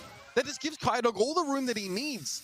And this trade may not result in too much here as Side Tampo Yeah, still playing pretty passively, pretty safe as Kyodog now switches to the right lane. Kaizira gets blown up as soon as he returns from spawn. Yeah, this is a very problematic situation here for ZETA. They have so much damage to deal if they want to catch up, and it doesn't seem very possible anymore. They do have 2 players still alive, but without a clone from Tenside, there's no way they can deal the damage. And you can hear already Aphelion hyping themselves up as they tie things up here in set 1. Yeah, that's what we're looking to hear. That passion from this LATAM region really starting to show up. Again, credit to VTZim. They're fantastic play on the left-hand side of the map. It looked like he was struggling in the Lola matchup early on. Not this time, though. That's steely gaze from the man himself here, and you can see, again, Kaizira turning up on the spike in a big way, putting pressure on a Chapi. The Colt, obviously, we do definitely see him on Heist for a few reasons, right? Not just Silver Bullet, but of course the ability to work down that safe with ridiculously high DPS. Really struggling when forced into that spike head-to-head. Yeah, you talked earlier about the Piper diff, right? And I think that the adjustments from Aphelion were very smart. Kyodog, instead of focusing on that 1v1, he tried as much as possible to help out the outer lanes, avoid a straight-up 1v1 fight mid as much as possible, and that worked out great this time around. Just unexpected, and ZETA were just not really expecting something like that to happen. So great stuff all around from Aphelion. A very dominant game as well, which is definitely going to help them rebuild some of that confidence. Yeah, and look, a lot of these, wins that we're getting were in mirror matches, right? The Piper mirror match or the Lola mirror match. So very good signs, and I think for Aphelion, it should dispel some doubts that they may have had about whether or not they could contend with ZETA Division mechanically. It's pretty clear to see that they can. Both these teams are in the same room. They're on land conditions, so to speak. And Aphelion have shown that they are capable. They are not the #1 team for their region, but they're here to demonstrate that their region is as deep as they come. And again, I've been very impressed with them and the chances I've had to cover that LATAM region. ZETA Division, I expected to see them be a little bit more dominant in even this first set, even with my prediction going towards Aphelion here. So again, looks like maybe a couple minor technical issues. Maybe we need another step ladder for ZETA Division's players. I'm not sure. I don't think Aphelion are having that issue though. Looks like they are tall enough to reach their podiums. Yeah, what I think is very interesting, man, is that ZETA Division, one of their best modes, if not their best mode, is Heist. And so far, I have to say, that wasn't very convincing. They had a win that was pretty decent in game 1, but the second game wasn't that convincing for the least. We'll have to see if they can pull their stuff together getting into game number 3, because they definitely want to pick up that first set. I mean, Aphelion also not great at Heist. I mean, statistically speaking, they're a very scrappy team. There aren't that many game types in which they have like very, very clean records. Gem Grab, Brawl, Ball, and Hot Zone are a few of their better game types. And the only game type they have a losing record on is Siege. So still very solid, make no mistake. You have to understand that their region is one where teams trade series and sets sort of all the time. I think that they definitely have now the confidence to take away this set after the way that that first couple rounds went. I do think, though, that like ZETA Division's the kind of team that if you slip up, if you get too aggressive, you overcommit, you're going to get punished big time. They're really patient. Like the first few fights that we saw on those couple of rounds, ZETA Division are happy with walking away with like 6 to 9% of safe damage. They're like, okay, the lead is enough for us here. We'll play the long game. We won't overcommit. Whereas Aphelion, they won that second set, at least the first time around, by destroying the safe entirely. They like committed and were happy to take a base race against ZETA Division. So maybe ZETA might want to throw caution to the winds and consider playing a bit more aggressively, or maybe they fear being sort of dragged into the chaotic world that Aphelion live in. Yeah, it's a very interesting matchup to that extent. I completely agree. I think ZETA Division is a very patient team. They like taking their time, But what they excel at as well is just turning up the pace, you know, when they go slow for one, then suddenly they explode out of nowhere and provide so much energy at once. I think Aphelion to that extent is a little bit more one-dimensional. They are quite aggressive, but it is kind of what they go for most of the time. So a little bit more predictable. Where they can shine is if their aggression is good enough. It can be better than anything that ZETA are ready to provide. Okay, so you know that a lot of the teams have been scrimming and stuff like that. Yeah. What are they saying about Aphelion? Have you got any insights about how this sort of Latin American team has been sort of performing in the days approaching this event? I think that for the most part, from the feedback I have heard from most players, I would say that if you put mainland China teams aside, Aphelion was ranked probably the lowest or amongst the lowest teams at the World Finals. Okay, wow. That says a whole lot. And again, there's something to be said for the kind of the buff that some teams can get when they step on stage. But, you know, that really makes me wonder then what the mindset of ZETA Division is like. They're a team that's been talked up by many of their peers here in Bucharest, and they're going up against an opponent who's, well, they don't exactly have the highest of expectations. But we've seen this happen. We've seen teams sort of, I wouldn't say choke, but I think, you know, I want to look at a team like Qlash, who has got, you know, experience being champions here at Brawl Stars, getting absolutely rolled by Stamina. So, yeah, I'm going to keep a close eye, Teddy, on the faces of this ZETA Division team here and see how they handle, because you want to be an underdog. You've got to love being in a position where you really don't have too much to lose and expectations are really low. We've seen so many teams thrive from that position here. And Aphelion probably love that. They love being underrated. They come from a region where, you know, they're not the top seed. They're allowed to fly under the radar as much as they'd like. And yeah, then they can sort of ambush teams when they get them onto the stage here. And you heard them. I love their noise. There's definitely a bit of passion amongst this team. So ZETA Division have to hope that they're not really affected by that, because the louder Aphelion get, you know, the more frustrating it's going to be for ZETA Division to have to be in the same room as that, especially if they're losing. Yeah, no, I could not agree more. You know, we've seen it with some of the other teams. Specifically, what I think shocked the world quite a bit was Tribe NA against SK, and you know how loud Tribe would get every time they'd get a win, and the faces of SK Gaming when they would see that. This could be a similar situation to that. We'll find out soon enough, though, as we move on to game number 3 here for the first set of this round of 16 match. Aphelion just picked up a game, so they might have a little bit of momentum rolling. They have shown that they can take those games. Homemade Recipe is going to be a miss there from side Tempo, and that relieves some of the pressure, although Kyodog gets tagged right after anyways. Teddy, what do you think about the surge here? Kyozera can't do too much from this position, right? Was he hoping for like a spike matchup? Because the Lola is really keeping him honest here. I think it's a very odd pick. Not something we pretty much see ever on this map.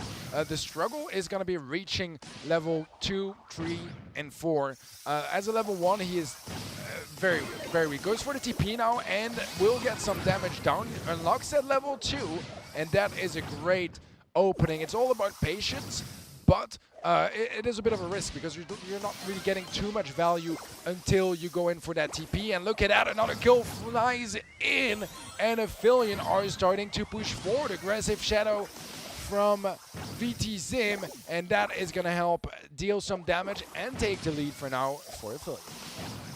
I mean, Kyozera's playing such a dangerous game. Teddy, he has to all in to get his first level up. He has to blink over the wall and hope that he hits all 3 of his shots on the enemy Lola. Fortunately, star power means that he doesn't, you know, go back to level 1. He's managed to get over that particular hurdle. But again, Kyozera has to blink forward to get the damage in order to allow him to level up, and it didn't work out this time. What a risky pick. This guy's insane. Yeah, it is close though, just 1% setting both teams apart, 1% in favor of Aphelion. That is gone now as ZETA take back the lead.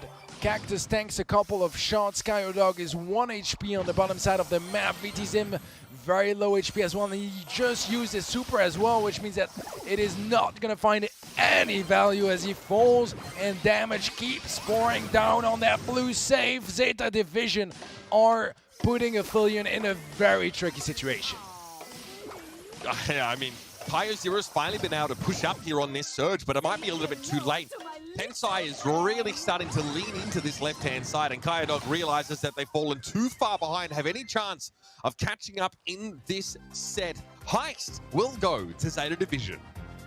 All right, we got a bit worried after all for ZETA, especially considering Safe Zone and Heist more specifically is one of their best modes, but they managed to pull through, take the win in the end, and it means that Hot Zone is gonna be up next on Ring of Fire out of all maps. Yeah, okay, that's going to be a lot of fun. ZETA Division 20-6 on Hot Zone so far this season. No strangers to that one. Again, really interesting set, I think. We're seeing that Aphelion make the switch to the Surges. They must have been hoping for a specific matchup. They sure as hell didn't get it. Tensai, Tensai opted into the mirror, though, in this Lola matchup pretty comfortably, and VTZim just fell off. He had a really great second round. He was a huge part of why Aphelion were able to make this a close set, but again, he just completely disappeared in that last round here. And side tempo on the Piper, pretty tough to deal with. Yeah, he's been a huge problem for Aphelion in this first set. Just consistently hitting shots across the board, and when you get Piper diffed, we talked about it in game 1, it's very hard to recover, You have that feeling, especially with Piper 1v1s, where somehow your opponent has more range or is just better at handling it.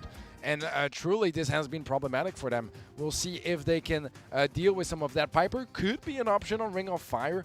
I am not entirely sure what to expect meta-wise. We've seen so many different combinations. Some stuff we won't see is 8-bit and Byron, one of the most iconic combinations for this map, because obviously Byron is double ban here. Both teams are really trying to avoid that one. Again, incredibly safe in the mid and very, very good at sort of just helping the side lanes to sustain with that healing. I feel like we saw Ring of Fire played yesterday, in which both teams played Lu. Yeah.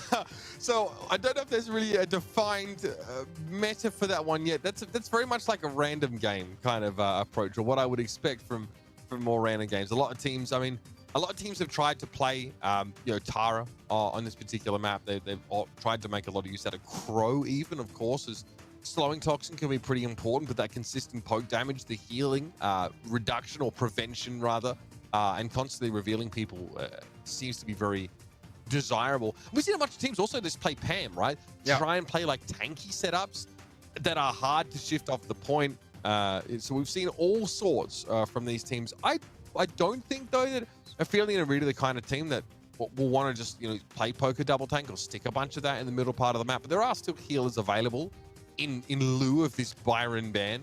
Plenty of options. Maybe even an appearance from Amber is possible. So there's still so much on the table with both teams banning the same brawler.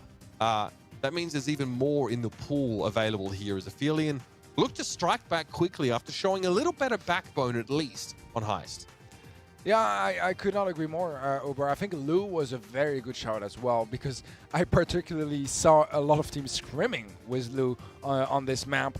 It is an interesting brawler, to be honest, for Ring of Fire. It used to be the go-to for a while, and then it slowly died down. It seems like it's slowly coming back to the meta on Ring of Fire. Could be an option, we'll see. It is a map that has had so many different metas and always so many different options as well. Jean, I think, can do a lot of work as well. But obviously any brawler, such as Leon, for example, that can get in that backline and just deal a lot of damage behind your enemy lines. This can be very, very hard to deal with, and we'll see as well confidence-wise if those guys are willing to take some risks and go kind of out of their way to bring something different coming into this next game.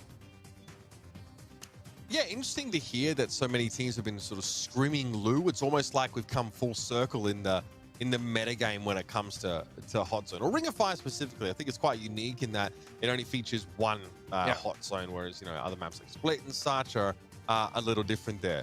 It's pretty nasty. At first people were just using Lu Super because it was so hard to to sort of move your brawler in the desired way while sat in there, but super cool. And now the addition of his gadget that sort of adds like what 50% freeze instantly, makes it really hard for you to get out. All right, so let's see if we actually get that. We have Meg, we have Rico, okay, and we have Bell here for Aphelion. Okay, interesting. We'll see how that works out. I think that Meg, the fact that it's finding so much value despite not even having the super yet is very, very interesting. Right now, we will have both Megs supered up in those mechas, but it is still ZETA Division in the zone, capturing percent after percent, and it's going up fast. Aphelion have a lot of catching up to do. They haven't even stood in the zone for a second just yet. Tensai finally knocked out of the mech, of course, the use of the Meg gadgets, keeping them inside there for longer. Side tempo with the trick shot. Doesn't need to bounce any of those bullets. Kyodog just gets absolutely mowed down. And Tensai, again, is already working on his next mech. He has it available. Unbelievable. Yeah, that's a lot of value. Does get taken out in the end. Great team play from Aphelion. The problem is, look at that pinch from Side Tempo. He is in enemy territory. The pool connects as well. Their VT Zim out of the way, and ZETA are back in the zone, capturing furthermore and getting close to the finish line. I mean, the right-hand side for Aphelions completely collapsed. Side Tempo has been able to not only just inhabit this right-hand side, but move up behind VTZim and Kyodog area, effectively pinching any attempt that Aphelion were making and trying to capture. Aphelion, you know, there was no way they were going to, you know, be able to match ZETA Division on capture percentage if they didn't deal with that Rico. He was left entirely to his own devices. Man, I think that Side Tempo spent more time on the enemy side of the map than on his own. That's how aggressive he was. Look at that positioning. He's in their spawn, man. Yeah, I mean, it's ridiculous. And again, you know, who's dealing with him? It felt like Kyodog took a left lane matchup against the Chapi, and VTCM was trying to deal with Tensai, but it felt like it was 4v3 almost in some senses. Like there was an extra player on the side of ZETA Division. No one was being, you know, told to deal with Side Tempo, presumably. But again, that kind of position, very audacious. Cannot be letting that happen, especially because once you get your Meg onto the point, you're getting pinched from behind. And Side Tempo was using his super not to bounce at all. He would use it like a bullet storm from Colt and burn down anybody that was sort of in the way. So we need to see a different approach here. Achapi now is going to be playing the left-hand side of the I love this. I love this. What's the matchup? So basically, ZETA Division, they thought, okay, we dominated with Rico. They are going to be matching that Rico and come in. What is one of the biggest counters for Rico? That Surge. And I mean, Achapi swapped twice to get away from Kaya0, to force Kaya0 to have to go up against that Surge. And yeah, Side Tempo just blinked over the wall, triple shot, and managed to eliminate the Rico. Again, look at it. It's still happening. Achapi is still like, no, I'm going to go where Kaya0 is not. And at this point, Aphelion don't have as nearly much time to sort of focus on that. You see, Hill from Beyond has to be used by Kyodog just to block some of the shots coming in. Tensai's looking comfortable on the point, and all Side Tempo goes in for the kill. Oh, Teddy, this Surge is starting to get out of hand. Yeah, this is Surge done right by Side Tempo so far, has been popping off. The combination with Tensai mid, just lasering anyone down, has been unbelievably strong. 70% already captured by ZETA Division, and Aphelion, they barely even spent any time in the center area. KO0 so low HP on the right-hand side, should be getting taken down eventually by a Rico bounce. 100 HP, still alive for now. Super comes through, but eventually falls. And this is looking really, really tough here for Aphelion. I mean, yeah, this is now pretty one-sided. A little bit of backbone that Aphelion was starting to show us in that first set has been snapped over the knee. Side Tempo again spending most of his time in the enemy side of the map, and that is quite a challenge that's just been issued to Aphelion. The gauntlet's been thrown, and ZETA Division feeling like they're on a different level, and you can't blame them after that performance. Yeah, you know, we thought in a heist earlier that things weren't that convincing just yet, and that for, you know, ZETA being pretty heavy favorites, it wasn't too impressive just yet. I think Hot Zone was a whole different story, and they just did great overall. Beautiful stuff from ZETA Division. Aphelion Esports starting to fall apart here in Hot Zone. We'll have to see if they can rise back up. Moving on to Gem Grab next. That is going to be Hard Rock Mine. And fortunately for Aphelion, Gem Grab is their best game mode, but it's also one of the best for ZETA. And that's quite a scary... Everyone's for Gem Grab? I don't know, man. Yeah. I feel like, especially Hard Rock Mine's such a classic map. So many teams have like a bunch of different looks to show on that one. But okay, look, that's fair. It's at least a shot for Aphelion to make this a more competitive series so far, because ZETA Division look like they are starting to coast a little bit here. They've been able to, you know, shake off some of those early jitters, and now they're looking much more comfortable. And I think you were going to point it out that it's one of ZETA's better map types as well, right? I think it's like 84% win rate for the Japanese squad. So things don't get easier from here on out for Aphelion. Just take a look at those stats. 8 kills, 1 death as a Surge. I think with Surge is one of those brawlers where sometimes you die a lot because you're TPing into the mix and it's just very dangerous. He's done an exceptional job on this brawler. A bit of a preview of the layout here for Hard Rock Mine. I mean, it is one of, as you mentioned, Uber, one of the most traditional and iconic Brawl Stars maps. Not even just for Gem Grab, but just in the game in general. It's been here forever. We've seen it all. All sorts of different metas are possible. I think we could expect some sharpshooters mid, maybe. No. Okay, interesting. We're going to be seeing a Pam for ZETA Division. Aphelion going for the Lola. We have Rico's on the lane. We have a Ruffs for ZETA as well. And then the Spike for Aphelion. What is Side Tempo doing? Again! I think that he just claims the entire lane that he's on. Like, and look at it, they're not even facing him. He's just chilling. He's in their spawn again. It's been 10 seconds since this game has started. Yeah, Tensai, because of this, been able to pick up 6 gems pretty comfortably. Side Tempo was able to win out against Kyodog, and now this is starting to turn into a one-man show. Now, Kyozero doesn't want to opt into that Rico matchup at all. Kyodog knows that it's his responsibility, but he hasn't been winning the 1v1 so far. Bouncing Castle's going to get Side Tempo back up to full health, and all the hard work that Kyodog put in is erased as the gem lead continues to mount. Yeah, this is looking dangerous for Aphelion. They don't want to give away that match point to ZETA. This is scary for sure. Chappie trying to find a kill on Kyozero. It is going to come true, actually. Tensai able to pick this one up with a nice pinch, but look at that. Gem carrier down, gems picked up, and ZETA start their countdown. Yeah, that was pretty beautiful there. Chappie takes his time. He wins against Kyozero in the matchup and then just pinces into the middle to help Tensai with eliminating the enemy gym carrier. Not much VTSim could do there. Tried to use his freeze frame for survivability, but no. It is going to be ZETA Division that get away with murder literally in that particular round. When one of your lanes consistently collapses, you are going to have a lot of trouble in the round. You can see Aphelion are struggling here.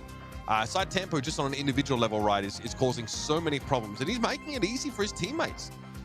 Man, I just want to point out once more how incredible Side Tempo's performance has been so far.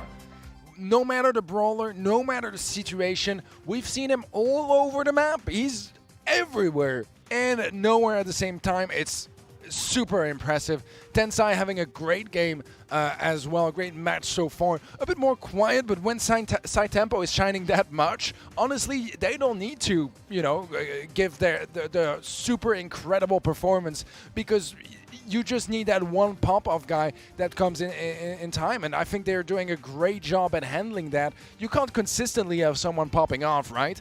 But if your teammate is, you just do your job, you do your part, that's more than enough. Here's the problem. You mentioned a good counter to Rico earlier on, Teddy, but Aphelion have already tried the Surge. The inting, the feeding Surge tactic, right? Where you just blink over the wall and try and 3-shot them to get your level 2. We've seen that already from Aphelion. They're going to go for something a little bit different now. They've, okay, the B in mid. Kyodog's still on the Rico, but again, doesn't really want to fight Side Tempo. It's up to Kyozero on the Ruffs to handle him so far it's going the same way as before. Absolutely rolled. Yeah, Side Tempo is just absolutely dominating so far. And it's looking great for ZETA. They're picking up gem after gem. It's only a 1-gem lead for now, but if you look at the control they have, oh, okay, Kaozira actually gets the kill there onto Side Tempo. It's going to be clearing up a little bit of that pressure, but Tensai is still aggressive, gets punished, and he gets caught off guard by that pinch from Kyodog. That's going to be 4 gems dropped down, picked up by Kaozira. And Aphelion take quite a sweet lead, but not for long. The response is there from ZETA, and they are not done fighting for those gems. I couldn't get Kaozira out of the middle of the map there. I mean, Ruff doesn't want to be a gem carrier in this scenario anyway, I don't think, because he's limited range, but he had no choice but to scoop them up. And eventually he gets his clock clean just in the same way as his teammates had fallen. Side Tempo and the Rico also not your choice of gem carrier here, but it's going to have to do for ZETA now. So I only need one more to end the round. A Champy and Kyodog could trade each other out. And Zim is finally connecting on Tensai here. Side Tempo is going to have to wait to start off this countdown. And Side Tempo claims yet another victim. Gem picked up by Tensai. That's the countdown. 15 seconds is separating ZETA Division from the quarterfinals, and Aphelion, they want to find a kill really soon. Tensai or Side Tempo, anyone goes down, it's the end, but they can't get anywhere close, and that's gonna be ZETA Division moving up the bracket and reaching the quarterfinals. Absolutely sterling performance from our top team from the East Asia region. I mean, smiles on their faces. They didn't need to get loud, this team, no. They just had the diff in the lane matchups there. Very impressive performance from ZETA Division here. Yeah, sorry, Winter, I know it's tough out there, man. Single elimination gets the best of us. But again, it's very difficult to have to go up against a roster like this in the round of 16. And yeah, predictions. All right, well, fair enough. I'll kiss the ring, Teddy. I did predict Aphelion, but maybe that's why you're there and I'm trapped in a box. You know what I mean? What are you going to do? Maybe What's my it punishment? is. I'm going to start feeling this Maybe with water? it is. You know what I mean? I would turn you off, but I've tried that before and it did not work, sadly enough. Oh, really? That's really, you just do this. Oh, okay. Bye. Wow. Those are some skills I did not know I had. But man, honestly, all jokes aside, I think that Aphelion Esports can be incredibly proud of their performance. They had some great games. They had some dominant games as well, especially here in Heist.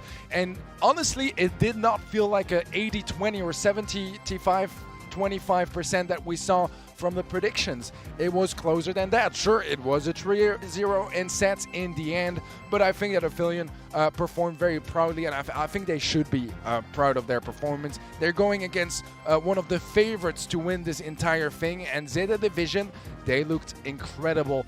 Once again, for me, Side Tempo was the wild card here for ZETA. He performed out of his mind on Rico, on Buzz. He was claiming kill after kill, not giving any room for Aphelion to work with.